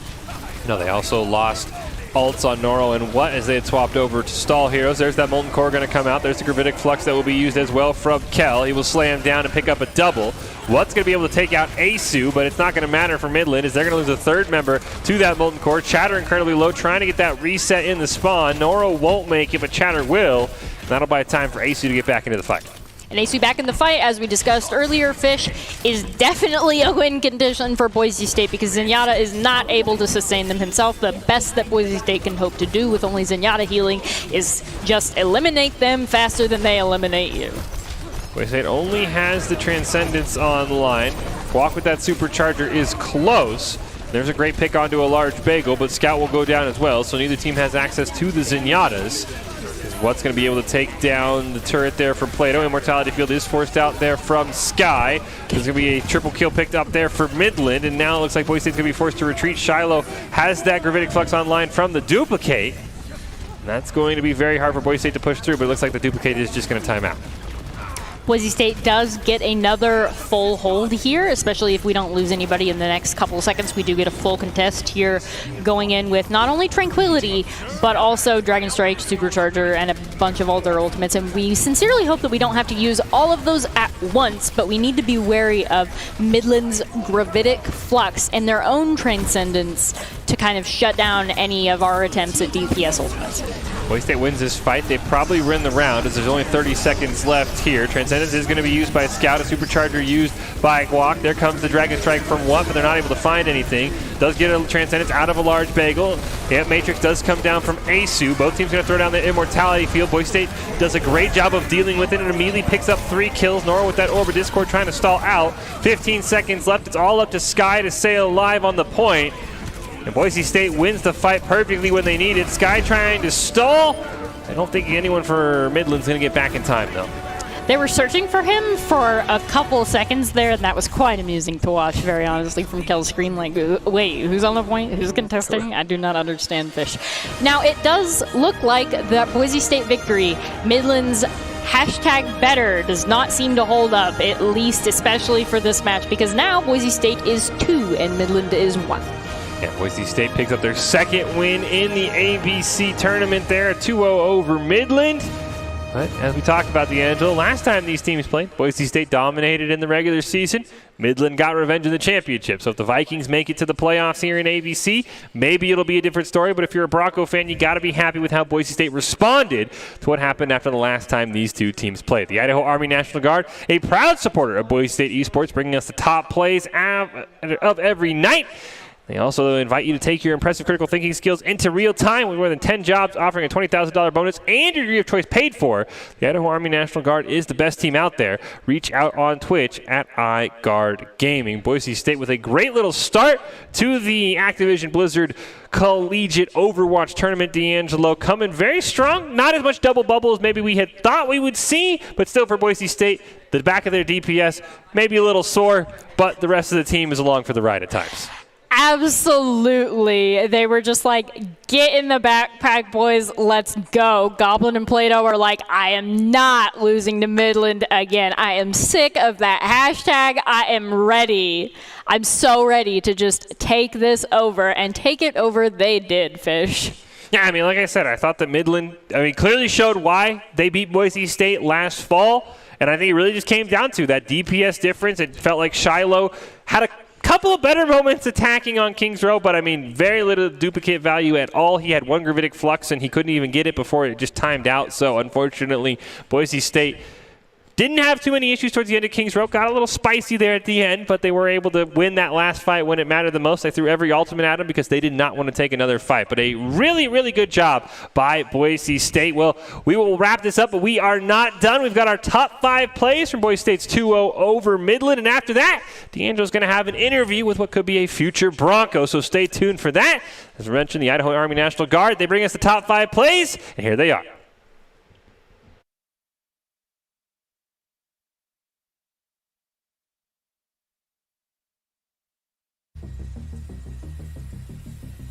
For Boise State, they're not going to find any kills. It's also a very awkward ant matrix. Now we see it going to come down from the side of Sky, but Boise State's going to push right through it. They'll take down Chatter. They'll take down the Immortality Field. Goblin's going to get a great pick onto Sky as well. Kel has the Gravitic Flux, but he's holding on to it for now as Boise State adds another one. Duplicate came out from Shiloh. He immediately loses it, and now he gets a turn on him. Great flick from What to find out Plato. So Boise State will lose their first member. Revive does come out from Asu to regain Boise State at full health. The point has gone to Midland side, but they get pinched right into Goblin. He picks up 2. Plato gets revenge with a second chance at life. They're going to be able to take down Chatter here on a delayed kill, but Noro still... As Plato's going to get a kill onto the enemy Bob. So now Bob, unfortunately, has left the battlefield quite quickly. Goblin gets a revive from Asu, who's got huge revive value. Now Boise State's going to trap Midland right along that edge. Nowhere for the Vikings to go. Shiloh's going to get 1 pick onto Goblin, but that's all they find. Scouts hiding behind that barrier. No recontest at all for Let's get a Transcendence out of a large bagel. Ant Matrix does come down from Asu. Both teams going to throw down the Immortality Field. Boise State does a great job of dealing with it and immediately picks up 3 kills. Nora with that Orb of Discord trying to stall out. 15 seconds left. It's all up to Sky to stay alive on the point. And Boise State wins the fight perfectly when they need it. Sky trying to stall. I don't think that it will take the cart to go here, because Midland does get a full final hold here before Boise State will be able to cap this point. How about the 3-man Deadeye to the Gravitic Flux? That's one way to just prevent anything from happening there from Midland. As Boise State's going to get a 4th. Plato's going to push her.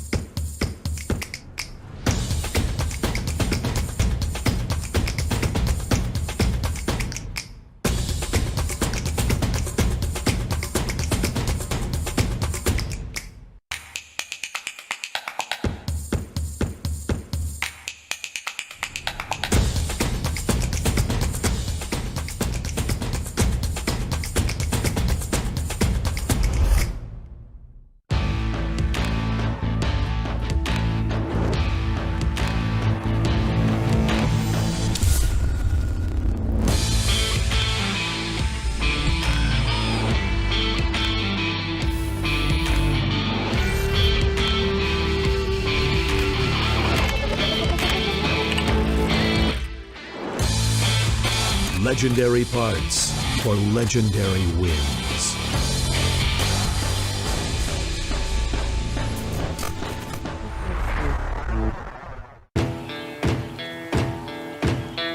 Here are a couple lessons I've learned over the years.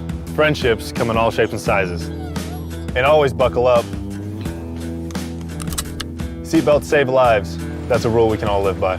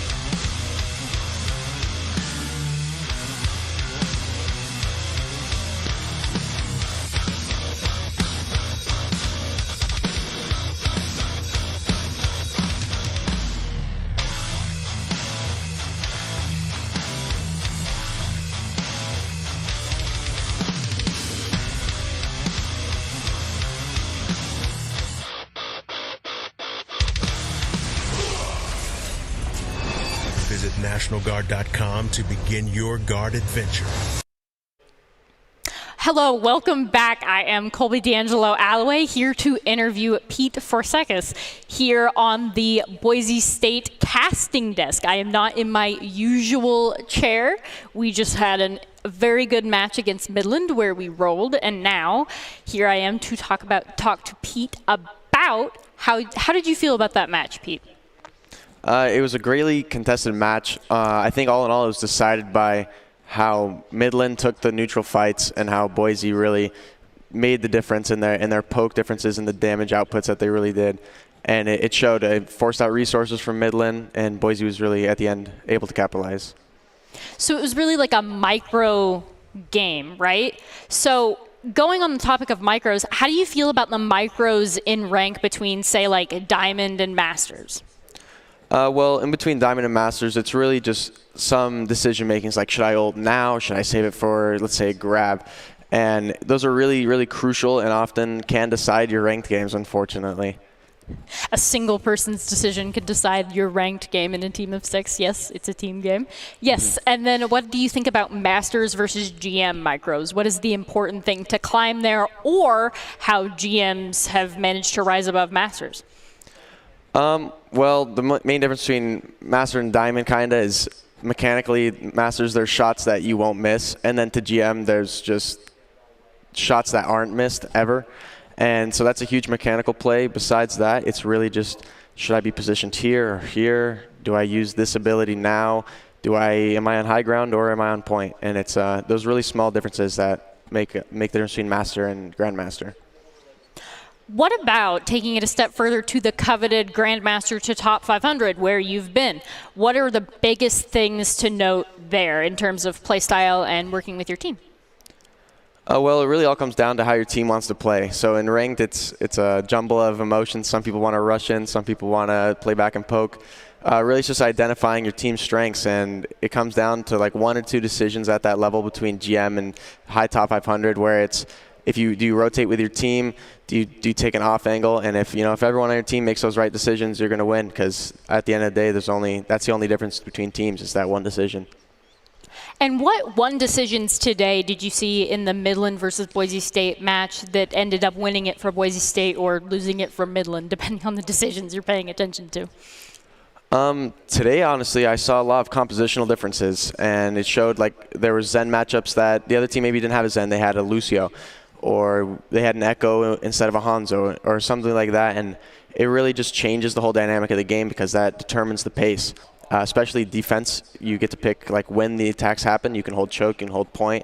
And Boise really utilized that because they played the far angles when they were on poke. They played the close angles when they were on brawl. And it really helped determine the output of the game. What did you think about the Ashe pick? That was something that shocked me, but what did you think about the Ashe pick, especially without the Mercy Pocket, with or without a Zen? Well, the Ashe pick traditionally is with the Mercy Pocket because you want to just output tons of damage with that Dynamite.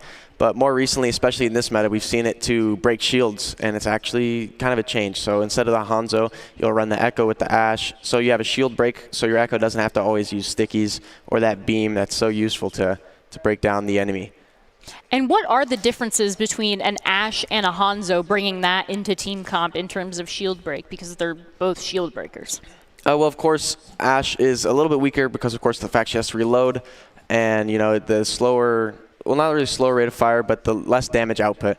But with that Dynamite in, as soon as shields break, it really makes it easier for your team to clean up. So once that poke gets through those barriers, it really makes all the difference with that Dynamite. So Ashe makes difference because she weakens not only the shield, but the team behind the shield for when the shield finally breaks, whereas Hanzo is just better at breaking the shield. Well, thank you for clearing that up because I was kind of like, that's very strange. Yeah. What are some of your favorite DPS to run? Right now, I'm a huge fan of that Echo Tracer, especially with Double Bubble. You just run in, confuse the enemy team, get those cleanup kills, a lot of damage really fast, and then you just get out, reset, and it's just a quick, clean fight.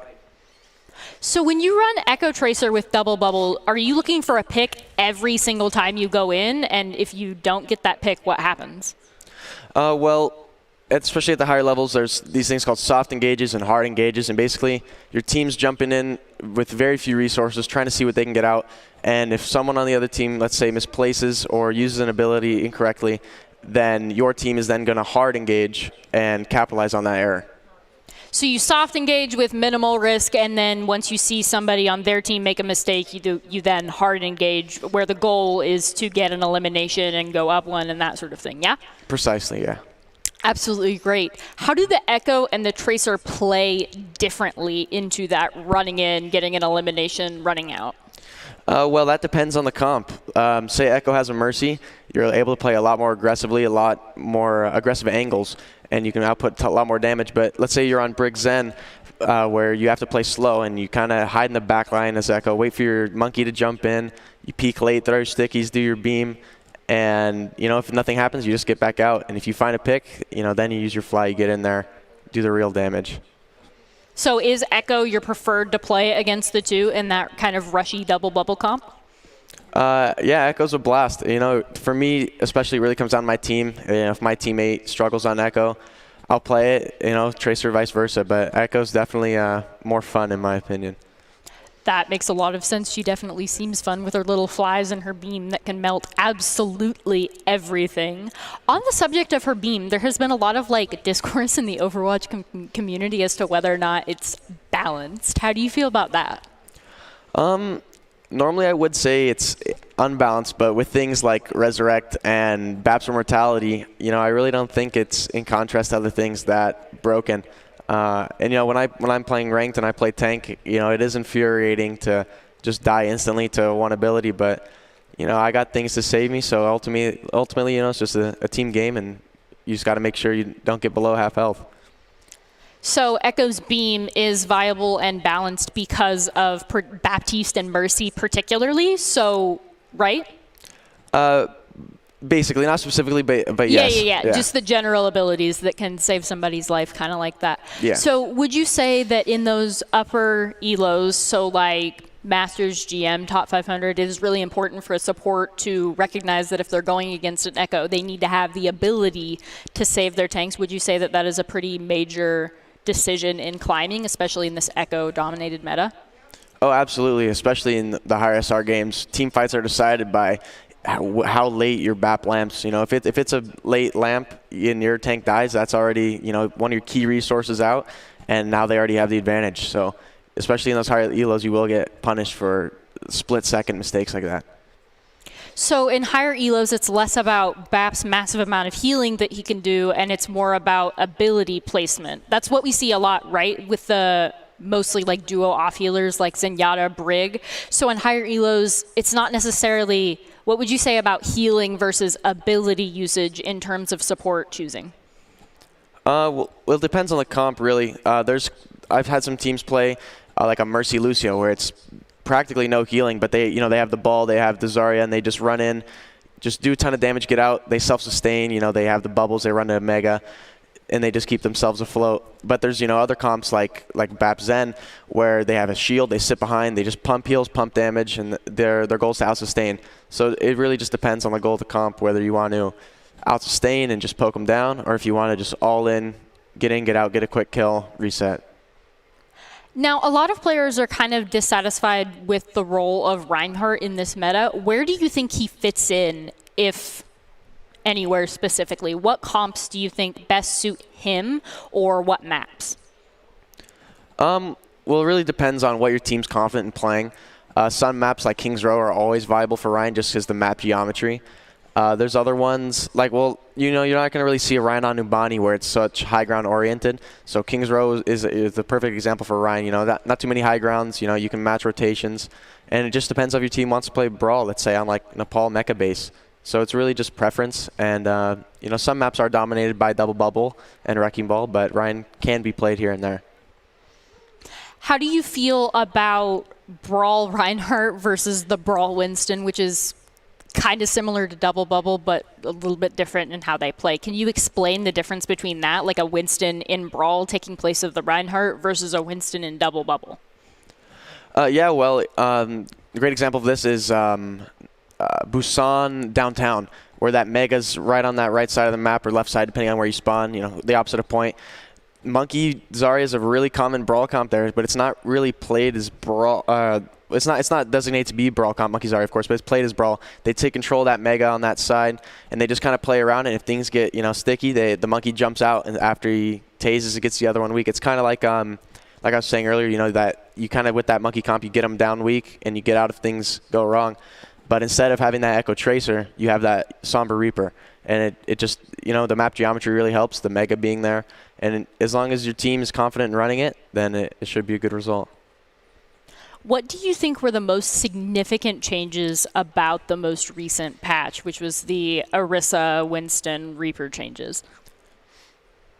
The Reaper changes definitely helped out a lot, especially with his range. It makes him a lot more viable to shred shields, surprisingly. So in that Monkey Ryan matchup, having that Reaper on the Monkey side really helps. Orisa's, of course, very beneficial to her gameplay. One huge one that's not really spoken about is Wrecking Ball's boop reduction, because it really forces them to go for more pile driver plays, and those really help out, makes more team synergy. You see more pile driver comps instead of, roll through and let me be a Wrecking Ball and just,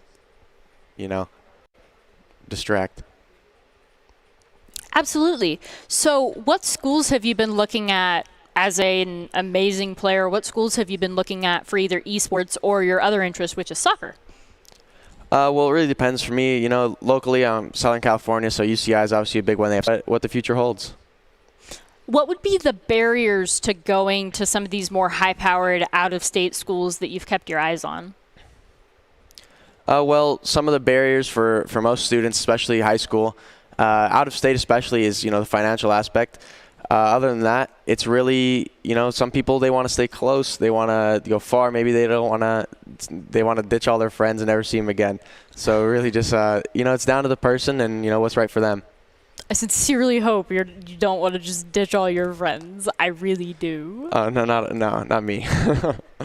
So when you're going, so you traveled here relatively far. You mentioned it was a 14-hour drive that you pulled in one day. What have you seen in Boise that has made that drive worth it? Well, of course, downtown's amazing, because, living so close to LA, it's a huge city, and this has that huge city atmosphere, but, it's still small, you can get around relatively easy. And to me, that's just fascinating. And today, actually, we went up to see Bogus Basin, which was pretty cool with all the ski lifts, and it just, it's a great little place. So Boise is a very outdoorsy city. Is that something that you have back home, or is that something that you're mostly experiencing in Boise, or you have yet to experience? It's a different type of outdoors. Back in Orange County, there's of course fishing, there's camping, but it's a lot different because out here it's more free camping. Do what you want. Back in California, you have to reserve, and you kind of compete for space. And, there's a lot less skiing in California, so definitely just a change of pace, not too much rock climbing in California, so it's definitely a lot of the same, but different.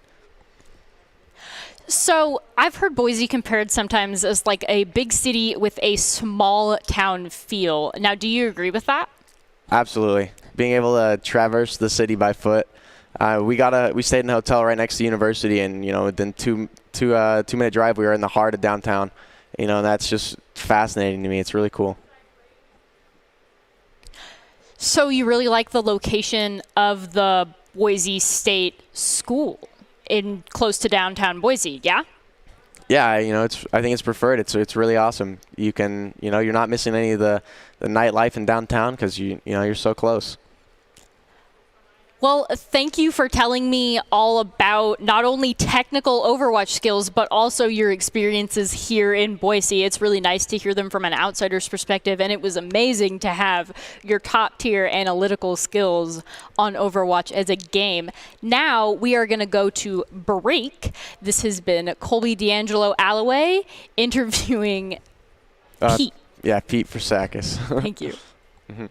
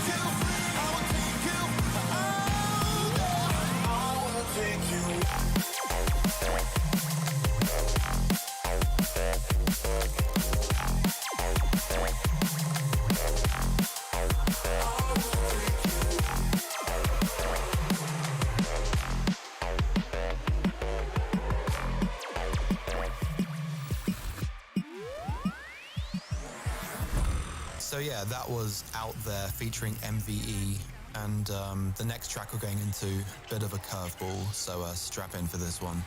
So yeah, if you haven't figured it out already, this track is called Born for This. For this part of the album, I really wanted to do something that was pretty dark and twisted and pretty much the complete opposite to Out There. And I thought, I've never released house music before, let's just make it a house tune, and yeah, just make it real f***ing intense.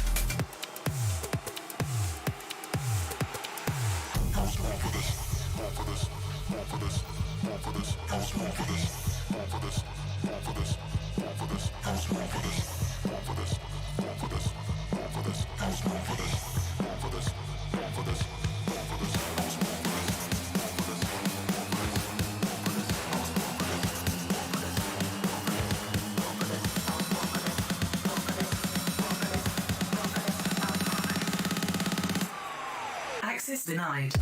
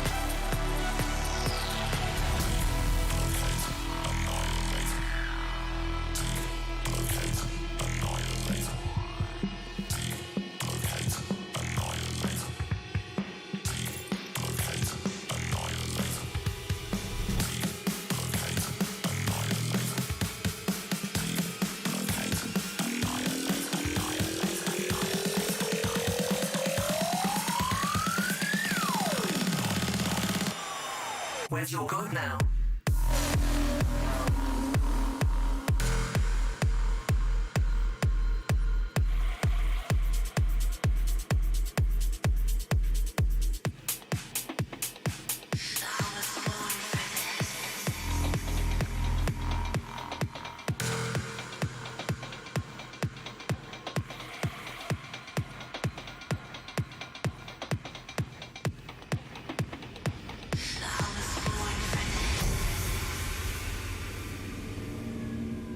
You are listening to Monster Cats Call the Wild with today's special artist host, Muzz. His latest LP, The Promised Land, is now available on all digital music stores, so go check that out.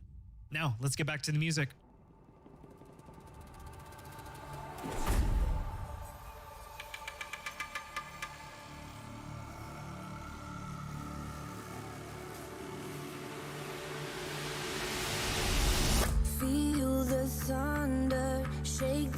open ground. Won't give in, I'm fighting for the crown. Heavy clouds are way above my head, like all of my regrets and things I never said. No, got a feeling, shiver in my bones. Something's coming, but nobody knows. Angels rage, they come down from the sky to fix these broken wings and show me how to fly. I burn the sky. I see the fire in your eyes. I come alive, and I feel like I could spread my wings and fly.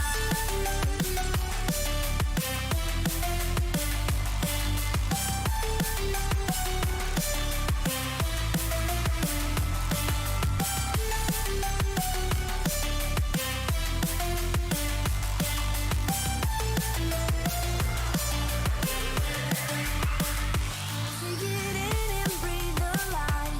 Lead me when I lose my sight. Finally we're seeing paradise. There's no need to roll the dice. You're the devil's sacrifice, breaking down the door to steal the throne. Spread my wings and fly. I burn the sky. I see the fire in your eyes. I come alive, and I feel like I could spread my wings and fly.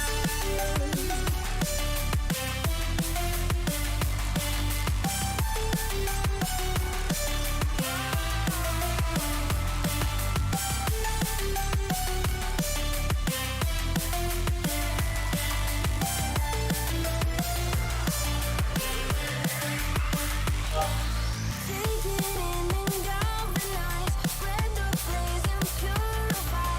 Finally we're seeing paradise. Now there's no more time to hide. Face to face we coincide, breaking down the doors to seal the throne. Spread my wings and fly.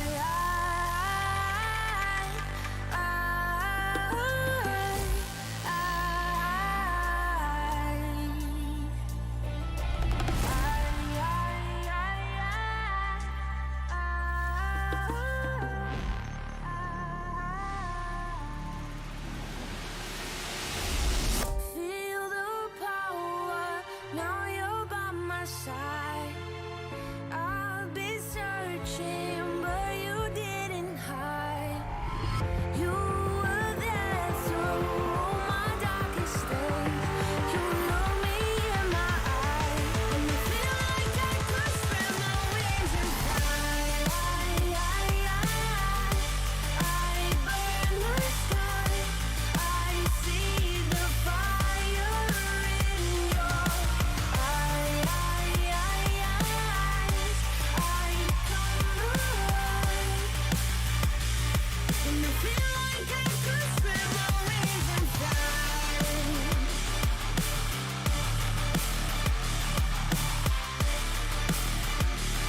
And I feel like I could spread my wings and fly. See the fire, see the fire. And I feel like I could spread my wings and fly.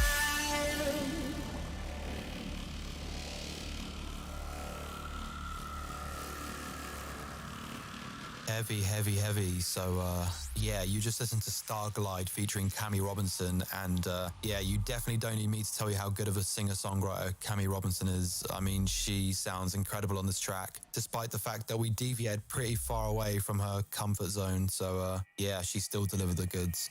This next track is called The Sanctuary, and another bit of a curveball and deviation from my normal sound, as it were. So enjoy.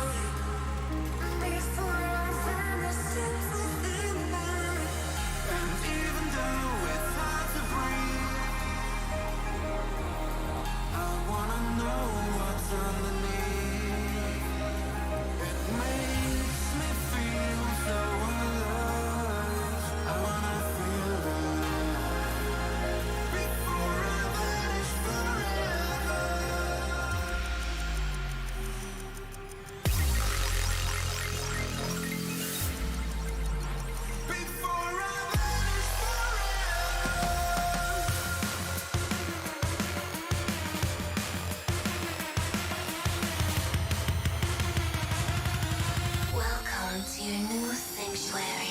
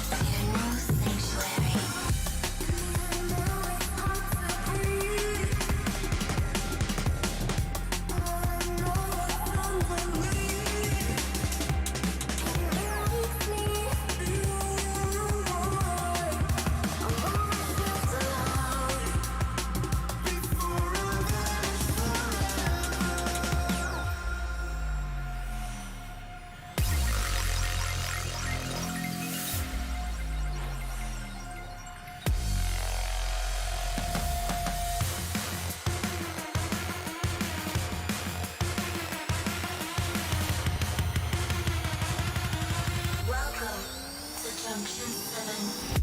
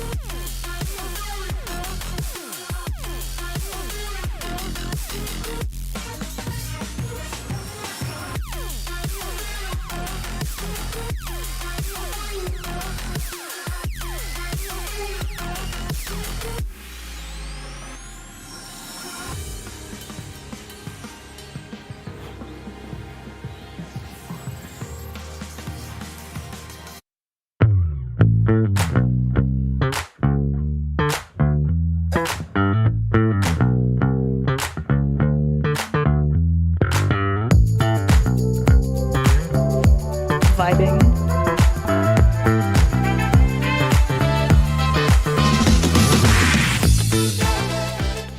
Hello and welcome into the Boise State Game Pants Esports Arena. We wrap up our Overwatch tripleheader tonight with a conference affair. Boise State taking on Fresno State here in the NECC. I am Michael Fish-Fisher, joined by Colby D'Angelo Alloway to call all of the action. And D'Angelo, NECC is a bit different. They play all three maps regardless of score. How do you keep your head in the game if you're a Boise State or if you're Fresno State? Let's say you go down 2-0. How do you make sure that you actually try on that third map and you haven't just thrown in the towel? How hard is that for someone who's probably used to just best of 5, best of 7, best of 3, where you after 2 maps you're just done? How is that hard in this one where you play the third map even if you kind of know you've already lost? I think it's always hard, Fish, to like full reset when you're being rolled. But what I find to get like out of that headspace, it's best to like not get there in the first place, if that makes any sense. Like, so if you don't want to lose, just don't lose. Or if you are losing, just like chill, just like focus on nothing but like your own gameplay and just like hyper focus, hyper narrow on that. And if you do that, there's enough to keep track of in the game that should and can keep you occupied from thinking about like, oh man, we're getting rolled, or oh man, I suck. But I don't know, if all you're thinking about is what ults do they have? What do I need to do? What micro decisions do I need to make? What different comp advantages do we have?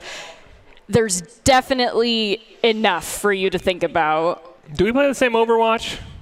Where your advice is, oh, when you're losing, just don't get tilted. Just don't. You're right. That's like that's a difficult thing to do. I don't know. Vibe harder. Pull out your phone. Play like a phone game. I don't know, but it is the best solution to tilt is like not getting tilted in the first place and actively making that a part of your like gameplay experience. Like Because once you get tilted, it's like over. Yeah. You need to like go do something to like cool off or something. Even if it's like 2 minutes, you have to go do something else. If you play Overwatch and lose D'Angelo, which I don't know how often you lose, but when you do lose, if you don't get tilted, you have achieved nirvana. Clearly. I feel like every player in an FPS particularly, where it's always against someone else, when you lose, you're just like, I hate this. This guy's cheating. Maybe that's just me. I don't know. That's at least what I do when I'm losing. I'm like, he's aimbotting. I know it. There's no way he could hit that headshot. But I digress. Enough about me. More about the good players. It's Boise State. It's Fresno State. It's an all-conference affair here in the NECC. Boise State blue, pretty strong. Boise State orange, not so strong. An orange team we kind of saw last time. A little bit slower to develop to the meta. I mean, it felt like they were still trying to run that Sombra Reaper. As we see, it's Boise State versus Fresno State. So what advice would you give to the orange team here? They've dropped their first 2 games in NECC. What advice would you give them to try to catch up to the meta? Because it feels like they're just a little bit behind, at least what we saw last week. I honestly think the thing for Orange Team has a reasonable amount of success running comfort picks instead of meta picks. They definitely do. But when you're in this high tier like Orange Team has found themselves in, you can't really force comfort picks unless you're like significantly like astronomically better mechanically, or you're just like amazing at that character. That's how like people one trick and like top 500 and GM, and you see the streamers that just do that. But like when you're in this high of an elo where everybody is working together, and when you're in just esports in general, that makes it much harder to one trick and to be just mechanically that much better than somebody. So I really think adapting to the meta, even if you're going to suck for the first like while, you need to do it. Well, here's a look at the standings here. We see Boise Blue at the top at 2-0. Boise State Orange 0-1. They took a loss to Johnson & Wales. You see a very talented group. Midland, who we just saw, is in there.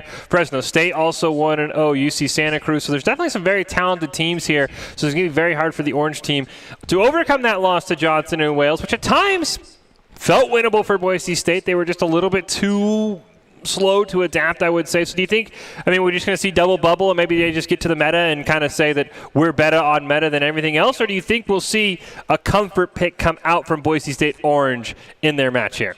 I know that they have definitely been trying to adapt to the meta, and I know that that's actively something that they have been practicing, but I do think we will probably see comfort picks more so than anything else, because that's just what they do. They don't necessarily get the explicit, like, here's the meta layout that some other teams do. They don't get all of that. They just kind of, like, what filters in. And so I think that also is part of their comfort picks. So I really think that we probably, again, to answer your question, Fish, we will see comfort picks more so than we will see on meta picks. But there is a chance that we will see meta, particularly on tank, more than anything else is what I'm thinking. And, we're talking about, let's assume Boise State Orange does go to the comfort picks. Who do you think has the most pressure on the Orange team to deliver on a comfort pick that might not be meta and play at that sort of one-trick top 500? Is there a certain player or even a certain role? Frost on Sombra. Yep. Frost for a while was the only Sombra that either team had on Boise State. And Frost still is the only and the best Sombra that Boise State either team has. So definitely Frost has pressure to not only like perform his Sombra role, but like overperform everything, because like she's not meta and she can be good like situationally and niche and that sort of thing. But right now we live in a very like high damage meta, and that's just not what Sombra is. She's like actually one of the worst damage dealing DPS, because most of what she provides is like almost support. She provides you locations of weak enemy teammates. She provides you with access to cutting off abilities from people. So Sombra is actually like one of the worst picks in the current meta because of the fact that she doesn't do a lot of damage. So if Frost is going to force Sombra, he's got to be performing at that like god tier level. Otherwise, it's just not going to work even a little bit. No, I mean, I think we saw last week there was a moment where he was like 1 second too late to stop a grab that would have absolutely won a fight for Boise State. So, yeah, there's a ton of pressure because, I mean, we've seen the pop-off. I mean, it's not the 6K and the kill feed, but we've seen the pop-off, 5-man EMPs from Frost. The enemy team can't do anything. So it's going to be really interesting to see here how Boise State Orange responds. It is going to be Boise State Orange versus Fresno State, as far as I'm led to believe, here in the NECC. As we mentioned, they'll play all 3 maps. Doesn't matter what the score is. They'll play all 3 regardless because map score does sort of matter here a little bit. And if you're if you're a Boise State fan, what's the worst thing that you could see Fresno State come out on, comp-wise? Comp-wise, coming out, probably full meta ran very well because there's a reason that it's meta. That's and true. So it will trash most Boise State Orange comfort picks. Coincidentally, meta is probably the most likely thing that most teams are going to run. So that's a little bit of a dichotomy that's quite interesting there that is going to be a little bit rough for Boise State Orange, most likely. Before we get into this match, let's take a look back and get some of our highlights from our matchup last week.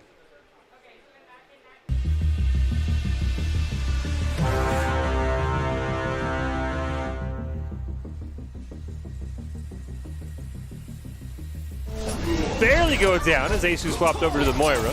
You get a rally out from Wild as well. A nice anti on to Rezo, but he's going to be able to be healed as he survives. And Boise State once again getting incredibly close as they'll trade kills there. Ace picks up another one onto Wild.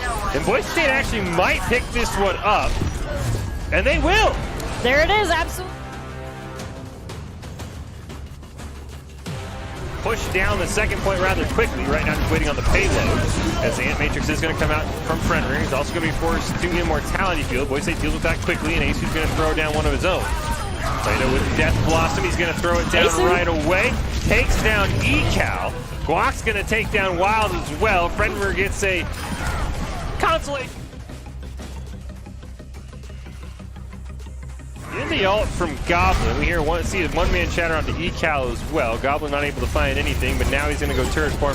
Try and mow through, barely lives, 17 HP. Plato's able to win the battle of the Reapers, and now Goblin, while they're distracted, a window comes down from Frenrir, but that's not going to heal any of the damage coming out onto your team. It's a team kill for Boise State. Going to be used on the back line, should land onto 3 as he'll sneak around the corner. Immortality Field comes out perfectly from Wild. Going to be a Transcendence from Frenrir as well. Nano is going to land on Rezo. There's the Nano Blade. Boise State won it. They're able to pick up 1 and a supercharger, make it 2. Kel punches him down. Minefield gets the last one. That's what Boise State was waiting for.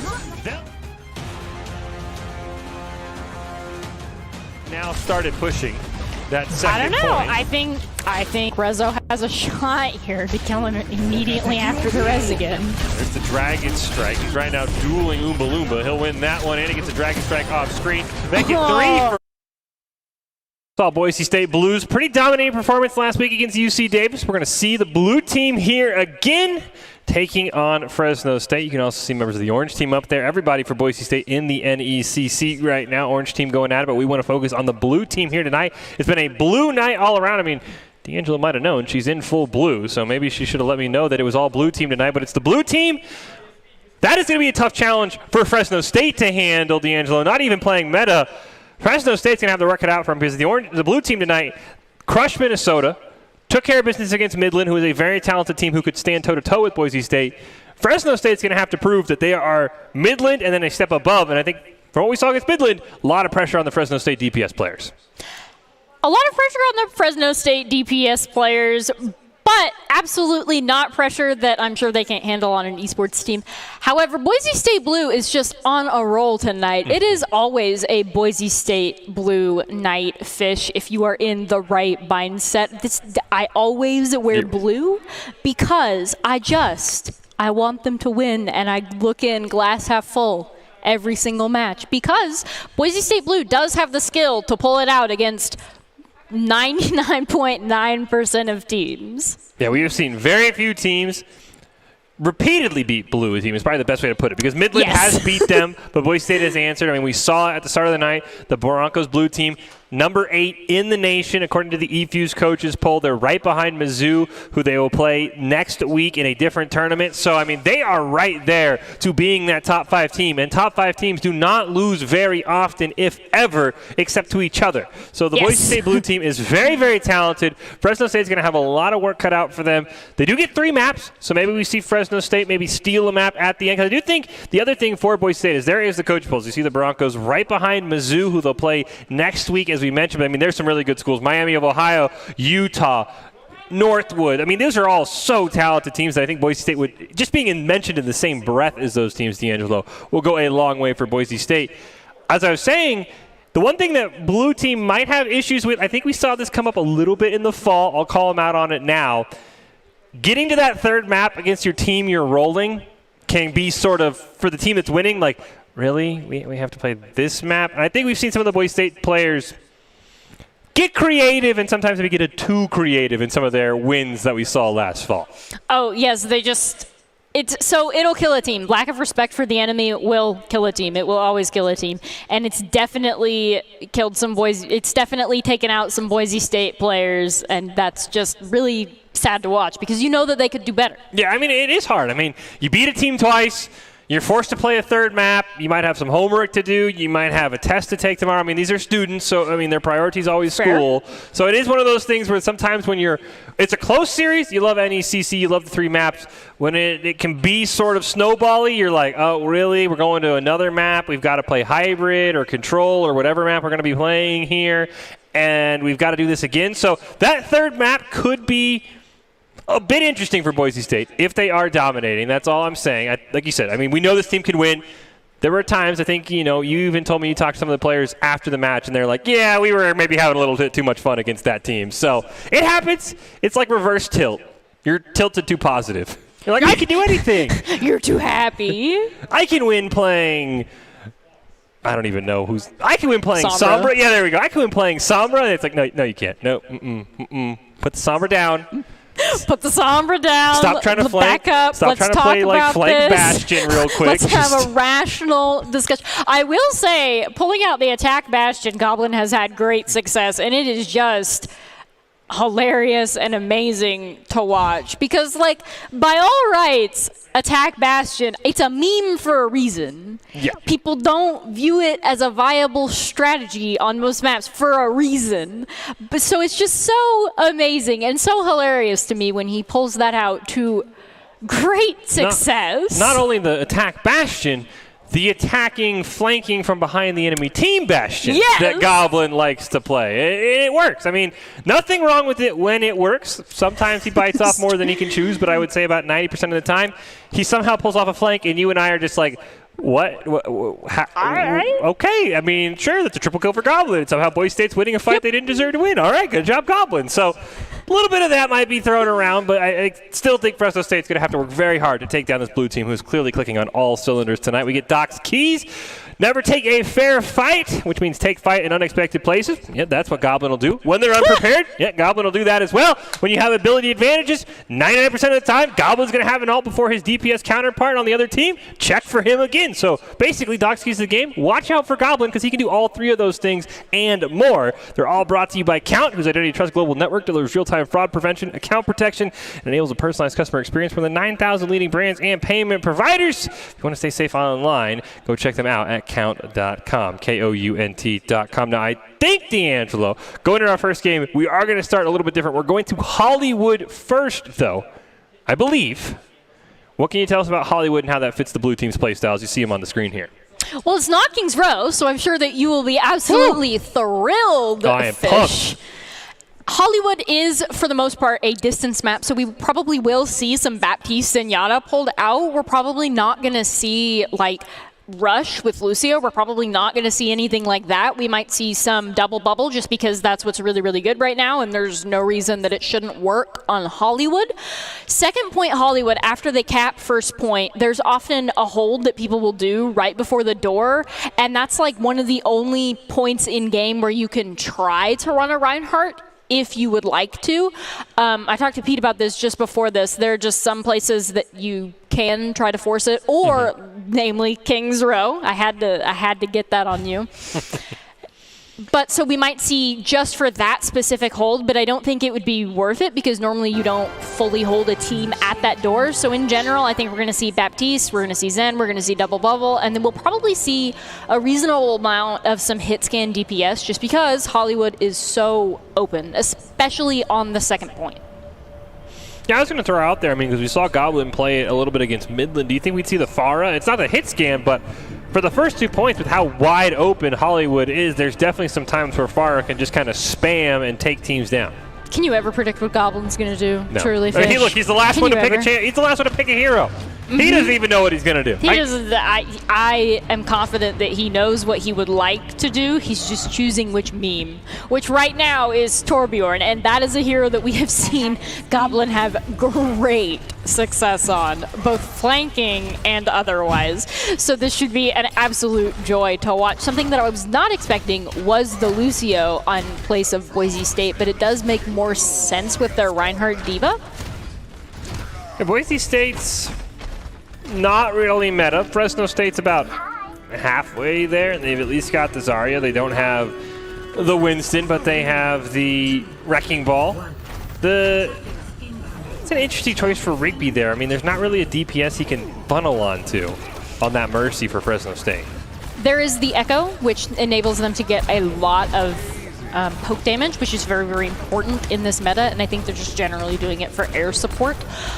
Also, the Wrecking Ball functions a little bit differently than Winston in the fact that it can't protect teammates, but the Wrecking Ball is actually a relatively meta pick in terms of Double Bubble, even though he doesn't have a bubble. He has a bubble of protecting him, but Robin's going to get the first pick onto Ace. We talked about it earlier tonight. The Zenyatta's playing that sort of pseudo DPS role, and it's a great pick for Robin onto Ace, and now, as you mentioned, time and time again, when Asu's dead, this is time for Fresno State to push, and unlike other teams, they're going to take great advantage of that. Goblin gets a pick, but that's all Boise State will do, and this should be 1 or 2 ticks for the side of Fresno State, depending on how greedy they want to be, as they're going to clean out the rest of Boise State.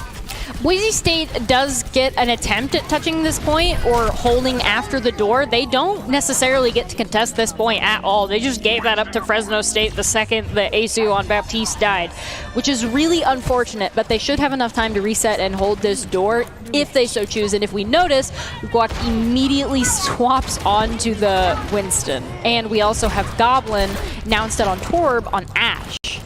He's got the Mercy pocket as well. We do see Sugar has the duplicator. Going to use that onto the Winston here. Going to try and jump onto the back line. Good dynamite there by Goblin. Going to poke it down. Bully Hunter there, but Robin once again gets the first elimination, this time onto a large bagel. Robin's been winning the support battles as Sugar now has the Primal Rush jumping around there. With that extra health, Robin with another headshot, this time onto Play-Doh. It's a soft Zenyatta carry right now coming out for Fresno State from Robin, who is very close to that Transcendence as well. Goblin trying to get closer to Bob. Sugar's going to take down Glock as well. Boise State now down a couple. Minefield is going to be used. Asu will get the res. Goblin gets taken out, though. And Boise State's probably going to have to reset here in a matter of time as they're losing members left and right. Boise State just got what it looks like snowballed on point 2 Hollywood, which good for Fresno State. That is something that very few teams can do to Boise State. However, I will say that most of it is due to that fantastic Zenyatta play. Robin is like, get in the backpack, boys. We are going. And that he is absolutely carrying his team right now to a snowball on second point. We'll see how well Boise State is able to hold, Fish. They have the sound barrier available. There's a Transcendence up for Robin. He's got pick and pick again. There's a grab going to come out from MG. Boise State is going to be able to survive. Robin's going to use the Transcendence, and Large Barrier will use the sound barrier to keep his team alive. Guac trying to dive in on the back line. He'll take down Sushi Lover. Rigby will fall as well. A Pulse Bomb takes down Robin from the grave for Play-Doh. That should be enough for Boise State to contest at the very start of point number 2. Unfortunately, MGCL is going to pick up a double kill. Sugar gets one more, so Boise State started out that fight so strong, and then everything just went awry when they couldn't take down that Zarya. For once, it was not Robin being the problem, it was their Zarya, so it seems like they're showing signs of life from other members of the team other than Robin on that DPS Zenyatta. Forcing a couple swaps out here from Boise State. Asu now onto that Moira. There's a primal range available for Guac as he's going to jump right in. Sushi Lover takes down Goblin off screen. Rigby being melted by that Tesla cannon. Guac picks up another one. Robin taken out. We'll see how Fresno State sustains this time. And I don't think it's going to go very well. Sugar has used The duplicate going to pop that Primal Rush as well. Going to be able to pick up one with the Primal Rage and then be taken out. So Boise State, unfortunately, done a really good job winning early fights, D'Angelo, but they haven't closed the deal very well. And closing the deal is very important if you would like to hold. And we do see something shocking. Goblin on Sombra, which we did talk about, is generally a bad pick in this meta, so we'll see what he's going to try to do to get value here. They catch Sugar without the Mercy Pocket, so it's a 5v4, 5v6 for Boise State. There's a Valkyrie that's going to come out. Diva Bomb used by Kel, as well as that Primal Rage. Nobody's going to be taken down. Rigby gets to the res, but right after Plato dies, it's a 3-man EMP that comes out from Goblin. Nice Primal Rage there from Glock, able to take down one. Baby Diva popping off right now for Kel. Can Boise State finally finish the fight? They'll take down Bully Hunter, and the Broncos get a clean fight win right in front of point number 3. This is definitely holdable for 3 minutes and 36 seconds. This is absolutely holdable for Boise State here. We just need to take probably early fights. I mean, we need to not C9, obviously, but they don't really have any characters that can easily, besides the ball, they don't really have any characters that could easily fully C9 Boise State Fish. They do have the Deadeye available. The Minefield and Transcendence are coming online very soon, and Boise State's going to take that fight. Plato's going to get one onto Robin. There's that duplicate from Sugar going to be onto that Winston once again, but Boise State's already taken down 2. Coalescence coming out from Asu to try and help maintain the team. MGCL going to be the next one taken out. Can they shut down that Winston? No one backdooring yet for Fresno State. Asu got to help here in a battle of the monkeys. Bear going to be able to keep a large big alive. Never mind. Sugar does take him out after the duplicate falls, but that's step 1. Take early fights. We've been seeing Plato get the better of Robin, whereas in the previous role, Robin was getting the better of Plato. So this is a good omen for Boise State, and this is setting them up for success if Plato continues to do so. Rigby uses that res onto Sugar, so if Boise State gets a pick like Goblin is doing right behind Robin right now, there will not be a res available. Pulse Bomb off screen is going to take down Rigby, so there's no res alive anyway. Nice Transcendence does come out from Robin to keep himself alive. There's a grab, but it just gets out the sound barrier from a large bagel, so Boise State staying nice and healthy here.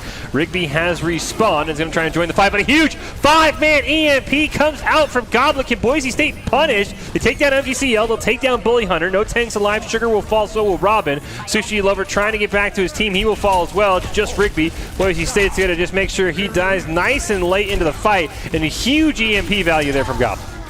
A bit of an unsung hero Goblin has been prior to this. I figured out why they went Sombra, because their Zenyatta was carrying the team, and now their Zenyatta, who's carrying the team on Zenyatta, has been forced to swap to Brig, which is always a good thing. If you can force their carry to swap, absolutely do so. But that also means that Sombra and Tracer are going to have a much harder time getting value, especially against that McCree as well. Goblin was able to bait out a solo Transcendence last time, and you can see why he swapped over. Valkyrie's going to be committed. There's another duplicate coming out onto that Winston. Diva Bomb has been used. We're going to see a Coalescence come out here. Primal Rage just to keep Guac alive. And all the Diva Bomb does is take down the duplicate. Shushy Lover's able to get one onto Plato, but Bully Hunter goes down. Deadeye comes out, but the team's still trading 1-for-1 here. And with respawn advantage, Boise State will take that as there's only a minute left here defending. Neither team losing a member just quite yet, but you can see Boise State's members rejoining the fold just a tad quicker. There's a huge 4 EMP that comes out from Goblin. Unfortunately for Boise State, there is no punish, as they're going to lose more members than Fresno State has. They only take down Rigby. Asu and a large big are going to be forced to stall here. It's just up to Asu. Can he slow down the push? Doesn't look like he can. So despite the EMP coming out from Goblin, it's the first fight Boise State loses, and with 47 seconds left, Fresno State goes for the 3 cap. Honestly, Fish, I'm not sure we can complain a ton about that, because they got there with 3 minutes and 47 seconds after getting like absolutely rolled on the first couple of points. So honestly, being able to take the time bank down like that, good job, Boise State. You definitely got it together, and we are proud of you. Yeah, I think that last fight did kind of highlight the weakness we were talking about with Sombra, though, is 4-man EMP usually going to win you fights, but when you have no follow-up and you're playing a low-damage DPS, unfortunately for Boise State, they somehow lost despite the EMP. So you mentioned why he swapped to it. Unless Robin starts hard carrying again, I would think Boise State does not want to put Goblin on that Sombra. At least he's hovering it for now, but I think that is a big reason why Boise State couldn't full hold, is one of their better players playing like a utility champion. And utility was something that he got a lot of, but once the Zen swapped Brig, I mean, it was kind of over at that point. And for both Plato and Goblin. So it'll be really, really interesting. We do see Robin returning on the Zenyatta, though, so they might actually have to flank and eliminate him. So it's not necessarily bad just yet. I do also think that perhaps an Ana swap on Asu would be more beneficial, particularly to the Winston, or even to the Tracer if you wanted to send the Tracer in and burn a bunch of people, but usually you want to send the Winston in running. But Asu didn't ask for my opinion. You know, that's why we're casting and not playing D'Angelo. We just have opinions. We see Boise State. Now here's the Kell's going to be the first one to jump in. He's got Walk right next to him. They're going to try and burn down Bully Hunter, but he's going to be able to heal up. This time Robin's playing more of a defensive role. So he's going to be hiding around the corner. Boise State at least neutralizing that for now. Here comes Kell in on that flank. They are all eyes on Robin right now. They do not want to let that Zenyatta play the game, and they'll go all in for it. They get a pick onto him and onto Sugar. Now they're going to knock Sushi around, and it seems like Boise State's plan of dive to carry has worked out well. You eliminate the Zenyatta, you eliminate the carry, you win. It looks like Boise State is setting up to kind of roll this first and second Hollywood point, just as Fresno State did. And that ball really should swap off of ball because we have a Sombra, and that generally hard counters a ball. But I'm not sure that the ball is getting enough value to merit the Sombra hard swap, especially against a McCree. We do see that Robin has realized the game plan is, murder the Robin, so he is switched over to that Brig. Sushi Lover's going to get a first pick here onto Asu. Nice stick there for Plato. He still takes down the Brig, even on that Tracer. But Boise State, unfortunately, has not found much other value, and Rigby even getting that res means that was all for naught. And you have to wonder if Boise State will change up game plans here for their DPS. Plato did his job that fight, but Boise State was not able to do anything else, particularly because Asu got picked before the fight even began. And that, if your Moira is down, that is not a fight that you necessarily want to take, particularly a fight that you really don't want to commit ultimates to. Boise State's close to the EMP, but you can just see how well Fresno State's spreading out. So it's going to be hard to land a good value EMP as Rigby gets taken down. There's that 4-man EMP that I was talking about. Unfortunately, Goblin gets taken out by the minefield. Plato and Guac can be able to pick up 2 members that were EMP'd. Sugar using that duplicate, going to pop the Primal Rage. Boise State has eliminated the members of Fresno State. Stuck in that EMP, MGCL going to be forced out of the mech into Baby Diva form. Not going to be able to survive. There we go. Goblin makes sure I don't turn into a liar. And Boise State's going to be able to push. It was a great EMP by Goblin. Very hard to get EMP value on second Hollywood with just how much altitude some of these teams can get. And now Boise State is setting up to try to win this next fight. Things are not looking good for them, especially with Plato down. But because of the lack of shields on the Fresno State, Kale's Diva Bomb, while normally a relatively low impact ult, can actually be huge here if he can get somebody. Well, there it is. It's going to go off. Just gets a hit marker, unfortunately. Valkyrie's been used by Rigby to help sustain the team. Guac gets taken out. The Pulse Bomb gets eaten by MGCL. Bully Hunter's going to take down Asu. And now with Kel down, Boise State's going to have to offer a soft reset here. We were down Plato, and then the Diva Bomb did not get the value that it needed to get, and so Boise State ultimately lost that fight, and now we need to start and take over again. And things are we are capping the second point if we cap with less time than Fresno State, which is putting us at a disadvantage. Boise State can cap relatively soon. They can maybe push a bit faster than Fresno State, but as you mentioned, D'Angelo, time is of the essence. MGCL going to throw his Diva Bomb in. Doesn't pick up much of anything as Boise State line of sights that one pretty well. A large Bagel's going to throw down the sound barrier. Rigby gets taken out, so there's no revive there and no pocket for Sugar, who immediately gets taken out by Kel, who just dives right on top of him. For some reason, Sushi Lover wants to try and fight Kel as well. He will be taken out. Health pack has been hacked, but Kel can pick that one up. Boise State off screen is going to take care of the rest of their business, and a great pick on to Rigby is forced to swap, and Boise State should have a chance here at getting second point. Now, Fish, that is what we in the business of playing video games, what Sushi Lover just did there. We call that an ego peak or an ego fight. Like, he did not absolutely need to pick that fight, but he thought that he could, and so he did, and he got eliminated for it. In this fight, Boise State gets a great 3-man EMP here by Goblin. Sushi Lover is going to try and throw out the Deadeye, and he'll die while casting it. Boise State picked up another one here. The Minefield doing some work there for Bully Hunter. Robin, though, the next one take it down. We'll see how Fresno State can stay alive as Sugar's doing a ton of damage there, even without that Mercy pocket. FGCL's able to take down Asu as well, and that inability to kill the Echo means Fresno State's going to win a fight that they didn't look like they should get. Fish, I am very disappointed that Fresno State won that fight. Everything was looking like it was going Boise State's way. But then Sugar just popped off on the Echo and did an absolutely amazing job at eliminating everybody on Boise State, and now I am just sad. And it looks like Kel has another bomb, so he could potentially get value out of this, but judging by how the last bomb went, the members of Fresno State seem to be able to line of sight that relatively well, and we're not close to an EMP bomb, which should usually guarantee a kill. Well, he's going to throw out the EMP bomb anyway, and he's going to find one onto Sushi Lover. It's also going to do enough damage to Sugar to allow Plato to take him down. MGCL's going to throw out his own Diva Bomb. It's not going to have nearly as much value as Kel does. And this would be a good place for Boise State to start pushing as they're trying to burn down Robin, but that Brig is a lot tankier than his Zenyatta, and Robin will eventually go down as well as Bully Hunter. You've got Sushi Lover back in the fight, trying to stall Boise State out as long as possible to get his team right back in it. As Rigby falls, Sugar will fall for a second time. Sushi Lover the next target, as well as MVCL in that mech, but Boise State unfortunately running out of time here, as they should be able to get second point, but it's got to be a quick push to point 3. Quick push to point 3. Things are looking pretty good, though, in terms of Boise State's ultimate economy. We need to be able to follow up on the EMP, but we do have the ability to EMP, and that is definitely a huge ultimate, almost on par with Grav in terms of winning the fights. And we do have Beat to stop anything tricky from coming from the side of Fresno State. However, it looks like the only thing we really need to worry about is the mines and, you know, Robin getting Rally and inting into the team, and obviously the Echo duplicate.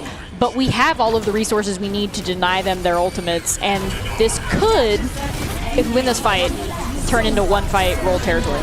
There's the duplicate. It's going to go on to that Sombra, so Boise State's going to have to be careful. Goblin lands a 3-man EMP, but does get taken out. Sugar's going to have his own EMP, only landed onto 2. And then the duplicate is going to fade. Sound Barrier comes out from a large bagel at a perfect time, and Boise State's able to sustain. Bully Hunter just rolling around there. Sugar's going to get taken out, but the Broncos got to win more than just this one fight. They probably need to win this next one here. They might be even in time break if we head to overtime. They didn't win the last fight as cleanly as they needed to turn this into a one fight, the rest staggered point. But things are looking pretty good for Boise State. Fresno State gets a full recontest, but they're not, since the Brig Armor doesn't last as long as it used to, that rally is almost entirely wasted, especially with how Boise State is line of sighting it. Yeah, Boise State just decides, let's push back, wait for that rally to fade. They'll do just that. Pulse Bomb from Plato's going to go off. Now they're going to get a great pick onto Robin with that rally down. We'll see if the Broncos can push. Kel's Diva Bomb gets Sushi too. Boise State up 2. Ace is going to get another one onto Sugar, and you have to think Fresno State blew their load just a bit too early, as Rigby's going to go down. Now this is the staggered recontest Boise State wants. MGCL is going to try and Diva Bomb to buy some time for his team. He's not going to find anything. Broncos behind on time, but they should force us into overtime here. Guac's going to go for the full stall. Fresno State's going to pop that Deadeye from Sushi Lover, trying to burn as much clock off as possible. Primal Rage comes out just to knock people off the point. Boise State's 27 seconds down, but they've got us to overtime. 27 seconds is one fight, one scrappy fight, especially on Hollywood. If you're going first point, that is a scrappy kind of rushed fight. But that could be the difference between Fresno State winning or losing, is those 27 seconds. Robin, poor Robin. Robin was carrying in the beginning, and then Boise State was like, here's their carry. Let's take him out. Let's take out his knees, and then the whole backpack just falls over. And so Robin has been getting absolutely bullied from that point on Zenyatta, on Brig. It does not matter. Boise State is hard focusing that man so that he cannot play the game. And he kind of got in his head a little bit, because that rally came out and Boise State just said, okay, we'll just wait out the rally, immediately land a pulse bomb, and they just pushed from there. Now they're going to swap it up. Robin's going to go on the Mercy, so I don't think we're going to see too many picks come out. Rigby is on the Brig. So an interesting support swap here for Fresno State in overtime. It seems like they're also realizing Robin is kind of getting hard focused and that sort of thing, and he's not able to get the value on the heroes that he needs to get just because Boise State is shutting him down so hard. So a character pick like Mercy not only boosts the Echo, but Mercy essentially plays hide and seek with the enemy team. She doesn't have to look at Boise State to be effective at all. Mercy does not have to look at the enemy team, and so I think that's kind of what they're trying to do with Robin there. They're trying to hide him in a sense, not because he's the weaker link, but because he's so strong. Maybe he can make a difference on that Mercy play. Still pocketing onto Sugar as Boise State's attacking first here in overtime. First map of the NECC. We're playing all 3 regardless, and right now the Broncos blue team wants to remain undefeated. have a run back to the championship where they made it last fall. Plato's going to be taken very low. We're going to be forced to retreat back in time. Goblin's going to get a great pick on to Sugar. That's going to leave Robin in a place he does not want to be. Barely going to be able to survive. MDCL and Kel both going to pick up kills as Diva. Nice hack there on the Bully Hunter, so he's not able to get away, but it fades and he's able to retreat. 17 seconds left here for Boise State. A huge brick stun lands, but a translocate from Goblin's going to keep him alive. Plato picks up 2 on the back line. Kel and Plato going to make sure Boise State at least is able to cap a point here into overtime. 1 tick down, 1 more to go, and Fresno State's nowhere in sight. Fresno State does have a significant ultimate advantage over Boise State. However, it is likely that Goblin will be able to charge EMP before this next fight. And if he can do that, all of the ultimates of Fresno State are null and void because EMP doesn't let you use those. Kel able to reset the mech as well, so he'll be at full health. Does lose about 30% on the ult, but he'll take that trade. Boise State trying to push as far as possible. We're also planning how to shore up that defense because Fresno State was not stopped until third point when we saw this in regulation. Deadeye up for Sushi Lover right now. Plato and Goblin trying to flank on that back line. There's a pulse slump up, and it's going to go out. It's going to miss, unfortunately. There's an EMP that's close. There's the Deadeye that will be used by Sushi Lover. He's right above the members of Boise State. He's not going to find any value. Minefield will come out. There's an EMP. Lands onto 3 members. MGCL, the first one taken out, but Guac will fall in return. Sushi Lover goes down next. The Baby Diva right now, not the focus of Boise State. Nice hack onto Sugar right before that duplicate can be used, and that's huge for Boise State. Rally comes out from Rigby, though. It's a sound barrier from a large bagel in answer. And now Boise State's going to turn their focus to MGCL, trying to prevent the remech, but he is able to, it looks like, get it off. And now Robin's trying to swing around in on that back line. He gets a great pick onto a large bagel. Boise State still pushing forward, 55 meters. Cannot afford to lose a fight. They'll take down that Diva mech once again. This time they'll burn down the Baby Diva. Bully Hunter will go down as well, and Boise State wins the fight. Boise State was in very risky territory there, Fish. Let me tell you, they don't necessarily have the damage to do long engagements like that. And so while the Echo wasn't able to come back with Duplicate, if she had been able to come back with Duplicate, that would have prevented Boise State from moving any further because Boise State is not designed to do these really, really long engages because they don't have the damage to do that. Goblin's about 25% away from that EMP, and that's what Boise State's going to need for this next fight. Diva Bomb from MGCL is going to come out and gets a huge pick on the Guac on the back line. Valkyrie has been used as well. Now Sugar with the duplicate is going to use Diva Bomb to just try and slow down Boise State. You see the Coalescence has been used by Asu there. A huge Diva Bomb from Kel, though, is going to pick up 1 and the duplicate. Does just enough to keep Boise State in the fight, but a res goes out onto MGCL from Robin. And that's going to be enough to stop Boise State, but a very, very far push for Boise State in overtime. Overtime pushes are always impressive to watch because all it really takes is one fight to lose there. And as we saw, there were like 4 or 5 ultimates used just on the side of Fresno, and so 4 or 5 ults is 4 or 5 ults, Fish. I say that all the time. It is unfair to expect yourself or really any team to sustain itself through 4 or 5 ultimates, and that really is the issue of being in one fight territory like that, being where you only need to get knocked off the point once. That really is the issue with that because it's not really fair to expect yourself to sustain through 5 ultimates. Now, what does Boise State have to do differently defending D'Angelo? Because last time, Fresno State ran through them, and a minute 27 is going to be more than enough for the Bulldogs to win this if Boise State doesn't change up. So what do the Broncos need to do differently this time if they want to hold on defense and win map 1? Guac needs to stop dying first. I love Guac very much, but that is definitely a problem that has been costing Boise State. When your main tank goes down first and the fight isn't won, like it's okay sometimes if like at the end of the fight your main tank dies and then they can get back before next fight. That's a relatively inconsequential death. But Guac has a habit of dying first while the fight is still going on, and that is definitely costing Boise State. You definitely do not want your ball or your monkey to be the first one to die. What Boise State wants to do. There's a minute 27 on the clock for Fresno State here. You go just over 102 meters on point 2 to claim the victory here on map 1 of the NECC between these two Mountain West teams. Once again, it's Rigby on the Brig. It's Robin on that Mercy. He's been the carry so far. A large bagel does get the first elimination, but it's onto himself, unfortunately. We'll see how Fresno State responds. Last time they picked Asu in regulation, and they immediately pushed with the support down.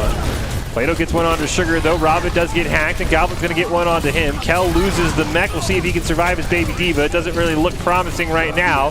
as he will get focused, and Boise State, unfortunately, is going to have to retreat and going to have a very, very strong .2 hold. We have an unfortunate problem on the side of Boise State right now with people getting picked before the fight begins, and I think that's because we're not fully respecting Fresno State to the degree that we need to be respecting Fresno State. And we talked about it particularly with Goblin before the fight began. We talked about Goblin sometimes not respecting the enemy team and just doing whatever he wanted to do, but I think really Boise State in its entirety is doing that right now. Payload has been captured, 14 seconds left, but you have to think by the time the doors open, if Boise State can win one fight or somehow force a C9, they would be able to be victorious here. That's only going to need one. As there's a couple alts going up against them. Asu's going to have that coalescence. There's an EMP shortly, but there's 3 alts up for Fresno State. We'll see how they stagger. They're going to pop Valkyrie and the duplicate at the same time, but Sushi Lover's the first one to go down. There's an EMP and a minefield. Everything thrown at Boise State. MVCL is going to get 2. Plato and Goblin trying to keep the team in it. Revive goes out onto Sushi Lover, but an EMP will land onto the 4 remaining members of Fresno State. Boise State trying to burn him down. Kel does have the Diva bomb, but he's not able to get it off in time. And Sushi Lover is able to take him out. Now Boise State's got to win this next fight, or Fresno State wins the map. They have to touch first also. If Fresno State continues to pick them at their spawn door, they're not going to get the touch to even contest in the first place for Boise State.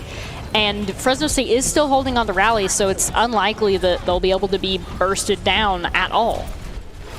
It looks like Boise State is going to be able to get to the point. There's that rally that's going to come out. Kel's going to use the Diva bomb, try and get a nice pick, not able to find anything. Boise State has Asu incredibly low. They're going to lose Guac, who swapped over to that Reinhardt. Plato's got to make a play here quickly to keep Boise State in it and have a chance to win. MVCL has been hacked. There goes Robin and been taken down. That's huge for Boise State. They're able to take MVCL out of the mech as well. Unfortunately, Kel's going to be taken out as well, so Boise State's still down a member. Goblin's got to make a hero play here, or Fresno State's going to win. Walk has respawned on this wrecking ball, trying to buy as much time for his team as possible. There's a huge EMP that goes out from Goblin, but there's no follow-up damage for the rest of the team. Guac falls. Goblin throws himself to stall it, but Fresno State's going to be able to win here, and they'll take the first map. Boise State is having a really rough time in these long engages where they don't necessarily have the sustain to do the long engage, and they don't have the damage to stop the long engage from happening. And I think that's really what's killing Boise State, and we really need to stop allowing these long engages to happen. We also need to respect the enemy team enough to stop getting picked before fights, because like I said, Fish, that is what's losing Boise State this. Very fitting that Robin gets the player of the game. As we mentioned, he felt like the carry for Fresno State on the Zenyatta. Swapped over to the break, did a really good job for them, and then even had some cameos as the Mercy and did pretty strong there. And that's a big reason why Fresno State takes the first map here in the NECC between these two teams. The Idaho Army National Guard is a proud supporter of Boise State Esports. The top play that we see at the end of every match are presented by the Idaho Army National Guard, who invites you to take your impressive critical thinking skills into real time with more than 10 jobs offering a $20,000 bonus and your degree of choice paid for. The Idaho Army National Guard is the best team out there. Reach out on Twitch at iGuard Gaming. Boise State and Fresno State here heading to map 2. As we talked about in the NECC, we will play all 3 maps regardless of what happens here on Rialto, which is where we're heading next. And for Boise State right now, it feels like at times they seem like the better team, but overall, I mean, as you mentioned it, D'Angelo, the biggest thing that has to change for Boise State is they can't go into fights 5v6 because they don't always have that mercy to get a clutch res on them. We're also definitely, I believe, running an inferior comp into Fresno State here. There's a reason that Sombra is not meta, and that reason, like we discussed before, is in large part because the fact that we live in a very high damage meta, and Sombra cannot do large amounts of damage, Fish, so it's kind of like a self-fulfilling prophecy to have one of our most skilled DPS on a very low impact character in the current meta. Yeah, I do think getting word from production that for game number 2, Rezo is going to substitute in for Goblin, who Rezo at times has been absolutely insane when Boise State's got a chance to see him. The Broncos have the curse of having really 3 talented DPS members, and unfortunately Overwatch only lets you play 2 at a time, so they'll try and change things up. They'll put Rezo in, and what does Rezo coming in for Boise State change about how this team's going to look? Well, if Rezo plays anything like he did last week on Havana, things are looking pretty bad for Fresno State. For those of you who weren't here last week, Rezo held an entire team of 6 at 2 2 separate spawns as Hanzo on Havana, and Havana obviously is a map where Hanzo has a lot of advantages there, but Rezo also just did a fantastic job, and so I'm sincerely hoping he'll bring a lot of that to this next match and be the push that Boise State needs to win this. Do you think we'll see him on the Hanzo, or do you think we'll see him on something else? Because, I mean, if Robin's going to try and run back that Zenyatta, he will not be happy to see Rezo with that Hanzo. I think it is likely that Rezo will be on Hanzo. I also think that it would be a solid pick for him, not only because he is able to play it, but also because Hanzo is very meta and very, very dominant right now, and especially if we're going to run double bubble, especially if we're going to run a Zarya, that Grab Dragons combo just gives you an ultimate win condition that is you can't really resist with other than Tranquility. And a fully pocketed Zarya does have the ability to charge Grab much faster than a Zenyatta will be able to charge Tranquility. So their win condition can be relatively set if they choose to go with that combo. And it usually is a good idea to have at least one combo or one solid win condition that you can fall back on if all else fails. We saw a look there for a moment like we were ready to go on Rialto, but we have called in a pause, so we will see what happens. Maybe Fresno State's got to do a last-second check on Rezo, make sure, wait, who are we playing? That's not Goblin. Let's look him up real quick. So how do we position? But yeah, I mean, I think you're right. I think Boise State, little off meta. We've spent a lot of time talking about double bubble today, and we haven't really seen it all that often from Boise State. And as I think the other thing we both talked about, we kind of said Sombra's not very strong. And then, ironically enough, we saw Goblin on Sombra, who somehow would EMP, and then Boise State would lose the fights they dropped an EMP in. And we see that very commonly with Boise State teams with Sombra, because most Boise State people are trying to run Sombra in the current meta where she's really not very good at all. And the reason that Grav is a superior ultimate to EMP is while it doesn't deny them all ability usage, it brings them all into one place. And it does a little bit of damage. Obviously, a Grav can't solo kill. Neither can an EMP, right? Yep.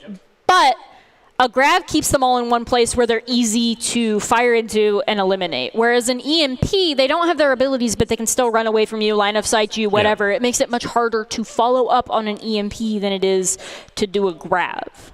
Yeah, I think most players, given the choice, would rather have the ability to control their character than take any action. Because as you mentioned, you can run away, you can line of sight.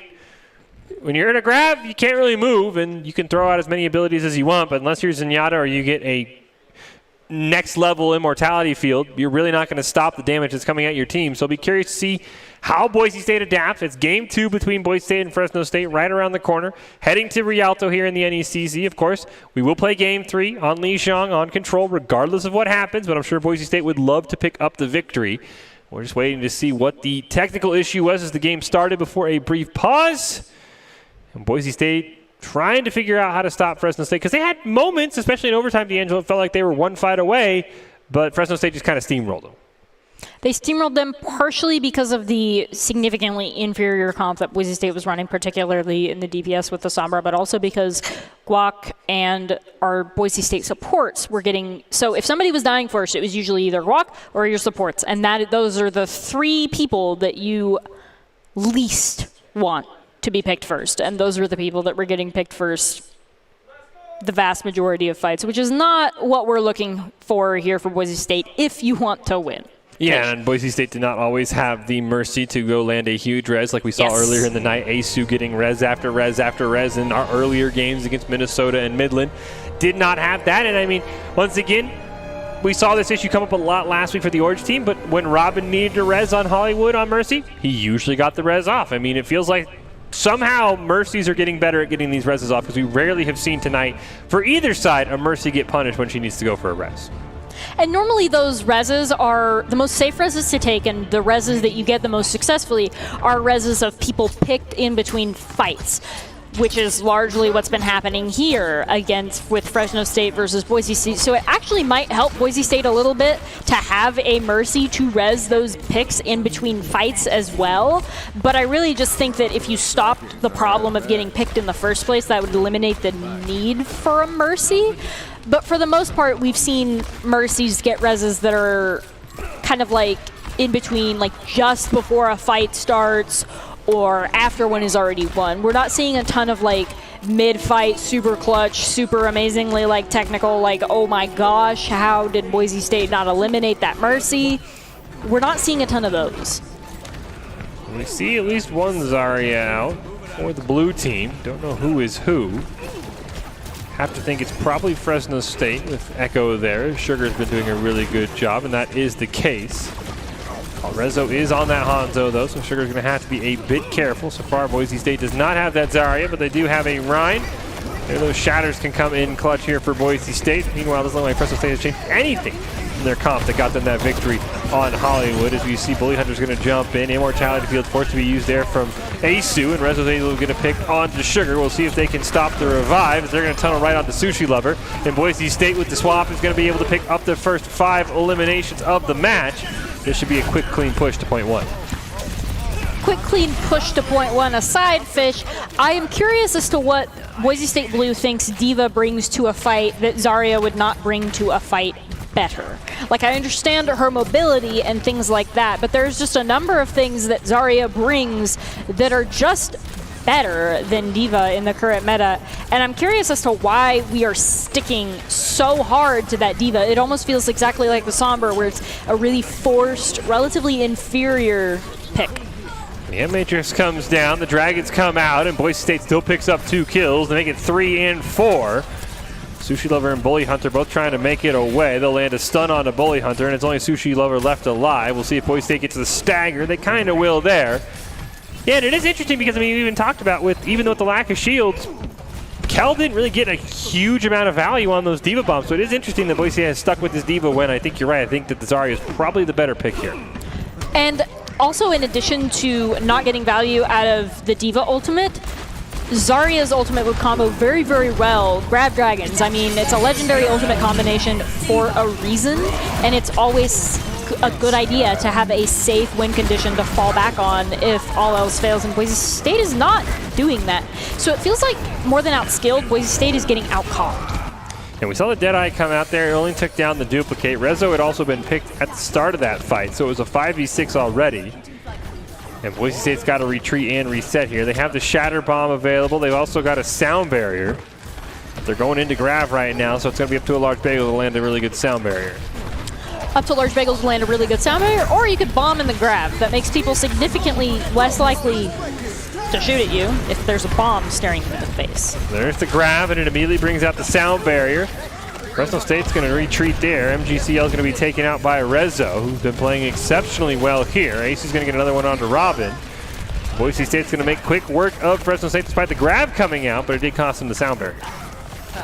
Which is usually how those things work. Grav comes out, you use either Sound Barrier or Transcendence, so no skin off of Boise State's teeth there. However, we are going into Brig Rally, which, while that was a significant problem for our last comp, I don't think it'll be nearly as big of a problem here because we have lots of burst damage to melt through that really quickly. So that Brig won't be nearly as tanky, and she won't be able to make her teammates that tanky, Fish.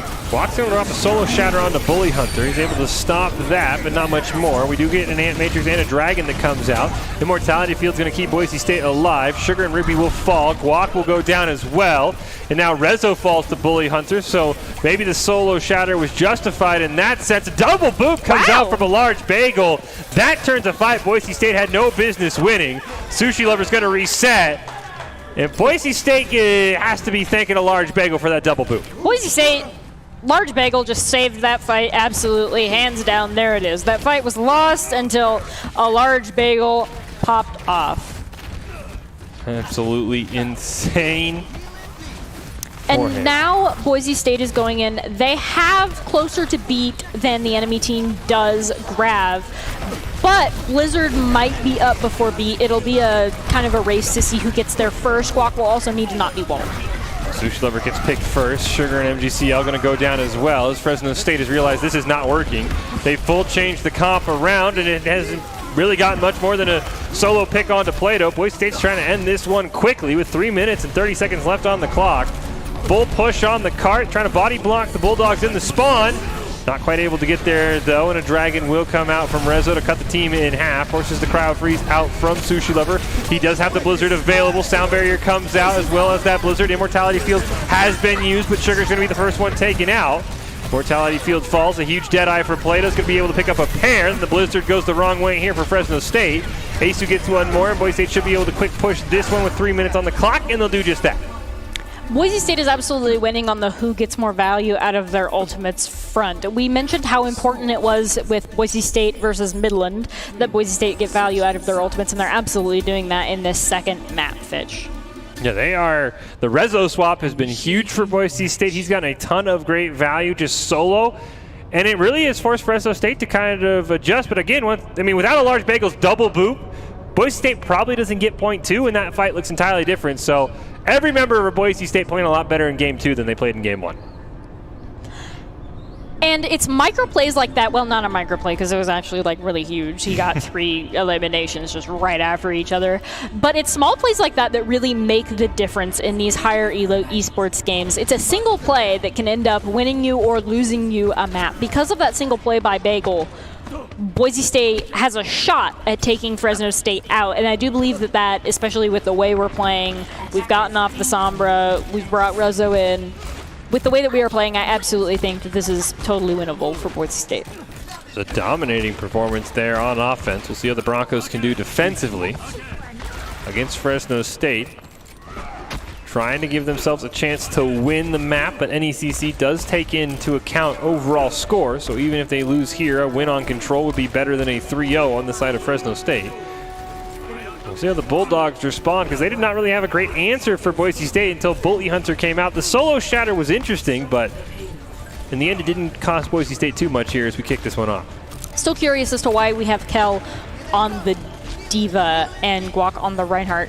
I think that Guac on the Reinhardt might be because he's more comfortable playing Reinhardt than he is on Winston, though. We mentioned nothing wrong with the comfort pick if you play it at a high level. Rezo gets taken down, and he will have to heal back up. Bully Hunter doing a great job on the wrecking ball this time as Sushi Lover gets the first pick onto a large bagel. And now Fresno State can start to shove. Fortunately, Bully Hunter shoves a bit too far, and he'll be taken out. It's a 5-on-5. MGCL barely gets around the corner in time to save his mech. Boise State's sustaining so far. They now have a large bagel raced it back in. Should be able to rejoin the fight. It looks like both sides just want to agree to a little bit of a truce. They'll reset there momentarily. Bully Hunter's now going to jump in onto Boise State. He'll come smashing down right on top of the point. Kel trying to put out as much damage as he can. No one really close to it all besides Robin. Now on that Ana, who's very close to that Nano. See Kel, he's going to hop right on to Sugar on that Ash. Plato and Rezo going to get 2 kills off screen right down below, and Boise State's going to force Fresno State to reset. I think I'm seeing what Boise State is trying to do with the Diva. I think they want high ground control, Fish. I think that is their primary goal. I am just not entirely sure that that is the best decision, and I'm not sure that they're getting the value that they need to, but that if they win, Diva or otherwise. Yeah, it feels like they're also kind of using it as that disruption to try and jump onto Sugar and onto Rigby, as we do see there. Deadeye comes out from Plato. Sugar goes down, will immediately get rezzed, as you mentioned. Great value when you res someone who gets picked, because there's not much Boise State can do to stop that res. So it's going to allow Fresno State to push at full strength. Dragon Strike is going to come out there. Ant Matrix will come down right after it. Bob will be taken out by Kel, but no other elimination so far to speak of it. There's a pulse bomb from Sushi Lover, not going to find anything. Nano's going to go out onto Bully Hunter. The large bagel will just sound barrier there. Rezo picks one gun up onto Sugar. MGCL has used the Diva Bomb as well. He will get a kill onto Guac. Kel's going to get 1, and Boise State currently sitting up 2. Kel has the Diva Bomb if he wants to use it. Doesn't look like he's going to need to, though, as Fresno State's going to be forced back to the spawn, and right now Boise State's defense looking incredibly strong. Boise State using the bomb there would have been a waste because that fight was already won, and things are not necessarily looking very good for Fresno State in terms of this next fight. They have Pulse Bomb, but it's unlikely that they will be able to get value on the Pulse Bomb against a team like Boise State unless somebody messes up. But in general, Pulse Bomb is a hard ultimate to land and get value out of, and especially with the swaps, we've completely reset some ult charge. Yeah, Fresno State has not found a comp they like against this Boise State lineup here in Game 2. Already down to a minute. There's Diva Bomb going to come out from Kel. Sushi Lover's already been taken out. Dragon's going to get 1 more as well as the Diva Bomb. Rigby gets the res, but is it really going to matter? Kel's going to hop right on top of that Mercy. Send her running back to spawn. She'll get gunned down in the end. MGCL's also going to get caught trying to run back to the spawn. Robin goes down as well. Boise State's absolutely going to stall out the deaths here, and now Fresno State's looking at maybe 1, possibly 2 fights with no ultimates online as they're going to swap everything up. That res actually ended up giving Boise State more ult charge than it ended up having impact on the fight, so that was a little bit unfortunate. Oh my god, that wall was huge! Great wall does come out, as well as an immortality field for Robin, but a 6-man shatter is going to say, who cares about the wall? Boise State's going to get 3, 4, 5, and 6. Fresno State's going to have a very tough time on a very staggered recontest here to try and salvage this game. Sushi made a significant effort there. There were at least 4 hit markers there, and that is a Boise State team wipe. However, not to the Deadeye, much to Fish's glee, I'm sure. Yes. Cheering internally for Sushi Leather's fantastic ice wall. In the end, we'll see if it's going to matter as we're into overtime. Fresno State's got to find a way to win here. Nobody's got an ult online. Diva Bomb's the closest for MGCL in the entire game, but there's a sound barrier right there for a large bagel just right next to it in terms of percent. Both teams playing very cautiously. Fresno State knows this is their last fight. Bully Hunter now on that Ryan, going to drop a shatter. Lonely lands onto one. Sound barrier does come out. There's a Diva Bomb as well. Oh. And there's no shields left. MGCL is going to pick up 3. And that's going to be enough for Fresno State to keep themselves alive here in overtime. Honestly, the fact that Boise State was able to get triple bombed like that is really bad for a couple of reasons. First of all, Guac has the shield that should be able to deny that. We also have the immortality field that is very important. So Fresno State, for that huge Diva Bomb and recognizing that we had used wall and had no shield, or immortality field and had no shield, good for Fresno. Large bagel rushing back to the point actually falls off, so now Boise State has to contest in a 6v5. You're going to see Rigby throw down the sound barrier, but Boise State did get a pick onto Sugar, so it's a 5-on-5. Dragons come out from Rezo. There's a window from Asu, and Boise State says, even a man down, we're able to take you down, Fresno State. The Ryans run into each other. Bully Hunter falls, and Boise State maybe caught Fresno State off guard with the quick recontest, and they're able to win that. I don't think Fresno State respected that Boise State was coming back that quickly. Fresno State did not respect that Boise State was coming back that quickly. Boise State did not respect the fact that Fresno State had bomb. We used immortality field, and we didn't have shield. So this is absolutely play of the game and absolutely play of the game worthy. I think. Oh, nice job picking out the immortality field. A little bit of hero play. The immortality field also would have gone down, I believe, before the end of the bomb. Like, I think somebody would have shot it, because that's generally just what happens when an immortality field is just in the middle of nowhere in the air.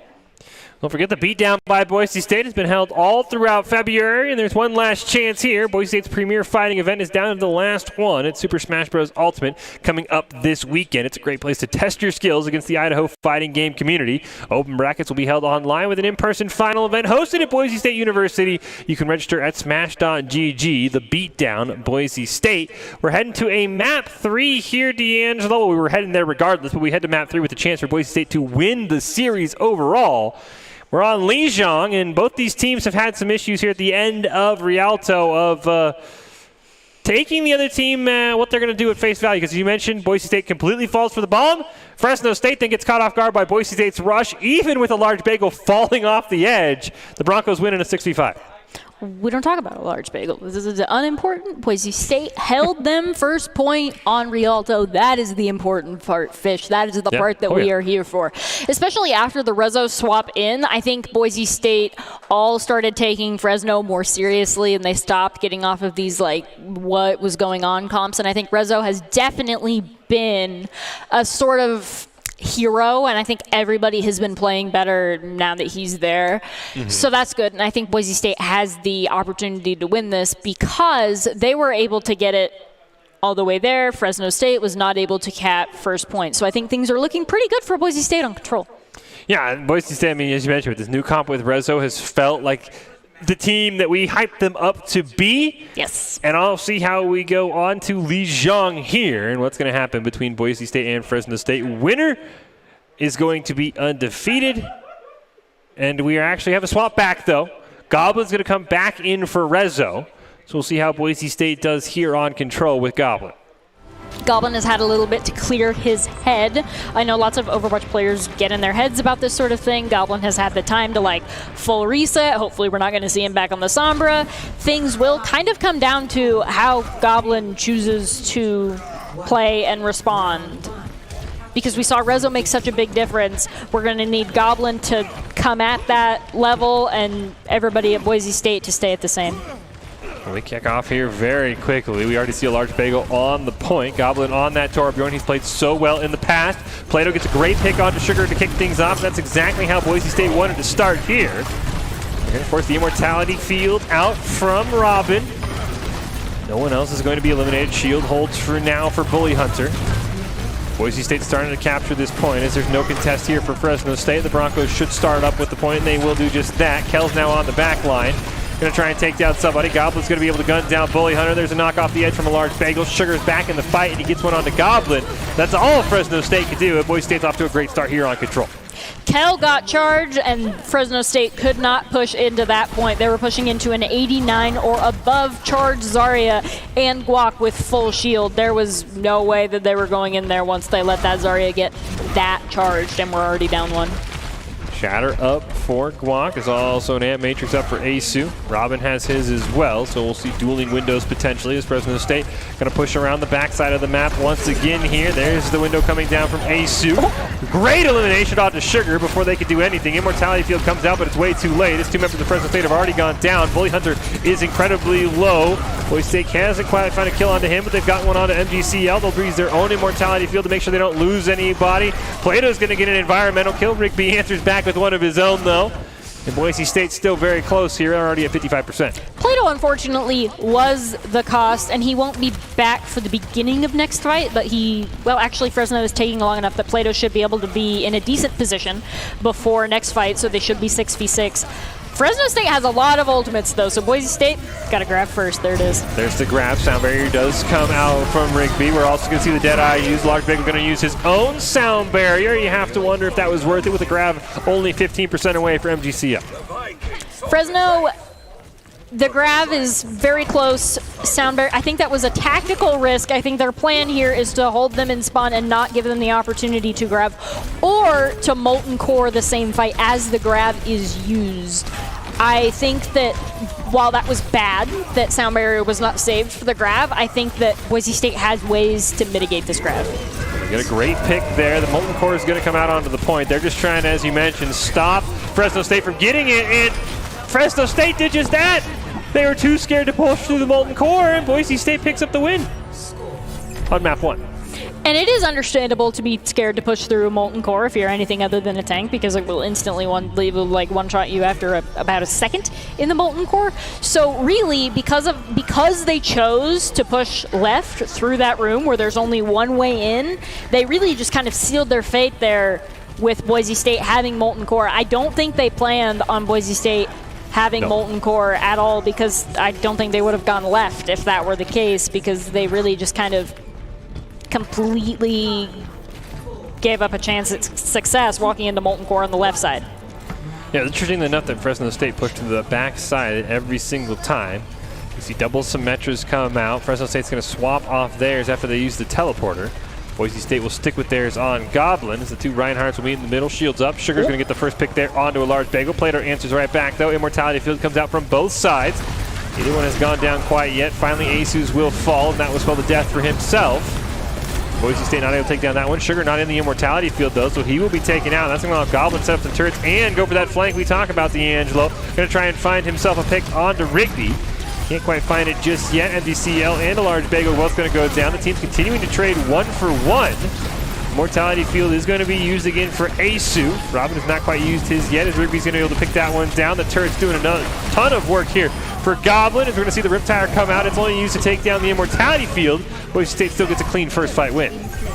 That was a long first fight, but good enough for Boise State. They only give up 7%. That could have been much worse. With the length of that fight, that could have been closer to 30 or 40%, and it was mostly Goblin that was contesting the point and preventing Fresno State from capping. So really good job done by a Goblin there, and especially Fresno State is pushing into an amplification matrix, so as long as Asu utilizes that correctly, things are not looking good. There's the Ant Matrix, but it looks like Fresno State's going to realize that. They'll try and line a sight, but they've already lost both of their supports as Rigby and Robin both are going to be taken out. Bully Hunter is able to take down Guac. Kell at full charge, able to burn down Sushi Lover. Bully Hunter just barely able to survive, and it looks like both teams going to opt for a reset here. That is a full charge Zarya, and you just lose the fight. Never mind the fact that they were already down 2 before the fight really began, but Photon barrier is going to come out there. Sound barrier for Rigby has been used. Grab will be used by Kel as well. Guac has a huge shatter that he can't combo with this. As you see, Kel doing a great job just waiting for that immortality field. Immediately burns it down. Goblin's going to pick up 2. Riptide's going to finish the deal. It's a team kill for Boise State. The Broncos are already up at 60%. That might have been a little bit much there for the Boise State team light, but we do still have another amplification matrix coming online. And we're close to beat. However, Fresno State does have Grav, so we will need to keep either killing them before they get to point or just kind of accept a fight loss because we don't have beat for the Grav yet. Large Bagel needs to get 20% here before MGCL is going to commit the grab. MGCL is incredibly low. Boise State can get a pick, but he's going to use the grab anyway. Goblin, the first one to be taken out. Immortality field is used there. Sugar will go down, but Boise State looks like they have survived through it. And a Large Bagel gets the sound barrier up in time. Plato gets another one there. Odd to Sushi Lover. MGCL's been taken out. It's a full retreat for Fresno State. The Bulldogs are going to have one last chance here at a very staggered recontest. They barely get to touch, if they get to touch at all, Fish, which is really unfortunate because they have that Death Blossom, which is usually a fight winner, especially because we don't have beat or anything like that. Oh, nice push off, but looks like the recontest has come out here. Plato's going to commit the Riptire, see if he can maybe stagger the forces. He gets a pick odd to Bully Hunter. Fresno State's keeping overtime alive here. Plato gets another one as well on to Sushi Lover. MGCL has gone down, and Fresno State just padding the stats at Boise State. The Death Blossom got used, didn't even notice. That's how little impact it had.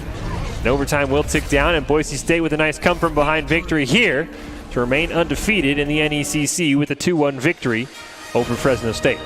We had a little bit of a rough patch on that first map, but it seems like we've definitely gotten it together for Boise State. It was a really good job. Rezo came in, helped change things up. Allowed Goblin to clear his head. He came back on control, and for the most part, did pretty good. He got put on the Symmetra roll, so there's not as much impact, but Plato on the Junkrat, very, very well played. And also, I mean, huge shout out to a Large Bagel. We talked about his boop there on Rialto. He built up that sound barrier incredibly fast to counter that grab in what we thought might have been a losing fight for Boise State. He knew what he needed to do, and he's like, I'm going to do it, guys. Don't worry about it. And he didn't get picked while being super aggro trying to charge that, which is absolutely amazing. And good job to a Large Bagel. Their grab had little to no impact because of that sound barrier. Well, as we wrap things up, it's a 3-0 night overall for Boise State's blue team. 2 in TESPA, 1 in NECC. NECC maybe a little bit closer than you and I had hoped, D'Angelo, but we'll take the win nonetheless. Any final takeaways here from tonight's action for the blue team in Overwatch? Allowing Goblin to clear his head definitely completely changed Boise State Blue into a completely different team. And so, especially now that we know how to do that, I think if we lose first map that hard, we know exactly what we need to do to adjust, and that is a very valuable thing, Fish. Yeah, it's incredibly valuable. I mean, you have Rezo, he can come in as the closer, he can come in as the sort of, all right, clear your head, Goblin. Boise State is in a very interesting spot. Teams would kill to have 3 DPS players as talented as Boise State. But also the question becomes, how do you get 3 DPS players to play when Overwatch demands that you play 2-2-2? So great job by Boise State balancing those roles. We do have our ICCU player of the game. Just for the NECC series here, D'Angelo, or for the night, who's your ICCU player of the game? I want to say Plato, because Plato was consistently good on all the blue team maps that were played tonight. Rezo was amazing for the map that they put him in, I mean, obviously, but Plato was consistently good, and there was never anything to complain about with Plato's gameplay tonight. Yeah, I think Plato had a couple of spectacular plays. Boise State Blue, I mean, like 2-0ing Minnesota, 2-0ing Midland. Fresno State, a little bit closer, but that'll happen sometimes. At 2-1, they'll take the overall 3-0, and we see who our ICCU player of the game or player of the night is going to be. I think Plato's probably a good recipient. I mean, we mentioned the biggest reason why they beat Midland was just the DPS difference. I mean, you don't really get matched head-to-head like you would in like League of Legends in a sense, but you do compare DPS versus DPS, and we'll see who it's going to be. It's Goblin. Interesting. He played well in some of the earlier series. He did not play well against Fresno State. And it is something of value to note that is possibly just player of the game worthy by itself. He was able to clear his head and full reset for that first map and come back like a whole new Goblin than he was on their first map. And that by itself is definitely player of the game worthy. So that was an absolutely amazing job that Goblin did. Yeah, great job to Goblin and the rest of Boise State's Blues team, able to recover from what went wrong on Hollywood and able to take down Fresno State in pretty dominating fashion, honestly, on Lijiang and on Rialto. So it was maybe just a blip. Maybe they weren't ready for Hollywood. I mean, we played Kings Row so much, I wouldn't blame them for not even knowing Hollywood exists, because at times I forget that any hybrid map outside of Kings Row exists, but I digress. So big congratulations to Goblin. He's the ICCU player of the game. Idaho Central Credit Union believes a great player makes a team more successful, just like Idaho Central's helping members achieve financial success. Goblin is your ICCU player of the game. He had some really great Sombra ults, but we learned very quickly why Sombra is not meta, because he 5-man EMP'd and they lost a fight. Absolutely. He 4-man EMP'd and they lost a fight. He 5-man. We see Orange Team do the same thing with Frost as well. And we saw Sugar land an EMP off a duplicate, and Fresno State lost the fight. So Sombra not the play, but yeah, as you mentioned, Goblin's ability to not only earlier in the night, but also take a game off, clear his head, come back in. Big reason why he is your ICCU player of the game. But of course, all 6 other members of Boise State, since Rezo even came in for a bit, all 6 of them really could deserve something. Sure. This was pretty good, though, for Goblin. I mean, absolutely winning Lijiang, not even allowing a retest, because Fresno State's like, I don't want to touch the red stuff. The floor is lava. Because the floor literally is lava indeed, Fish. That is the point of Molten Core. Those childhood games have significance in Overwatch.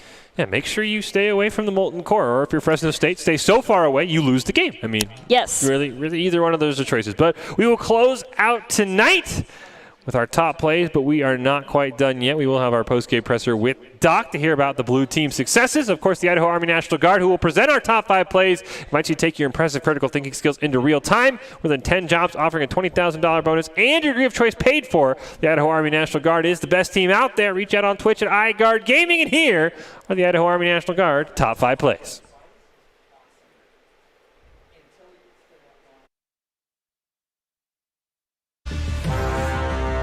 That res actually ended up giving Boise State more ult charge than it ended up having impact on the fight, so that was a little bit unfortunate. Oh my god, that wall was huge!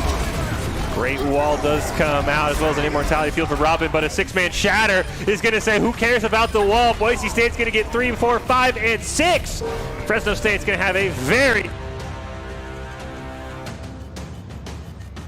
Rigby has respawned and is going to try and join the fight, but a huge 5-man EMP comes out from Goblin. Can Boise State punish to take down MGCL? They'll take down Bully Hunter. No tanks alive. Sugar will fall, so will Robin. Sushi Lover trying to get back to his team. He will fall as well. It's just Rigby. Boise State's going to just make sure he dies nice and late into the fight, and a huge EMP value there from Goblin.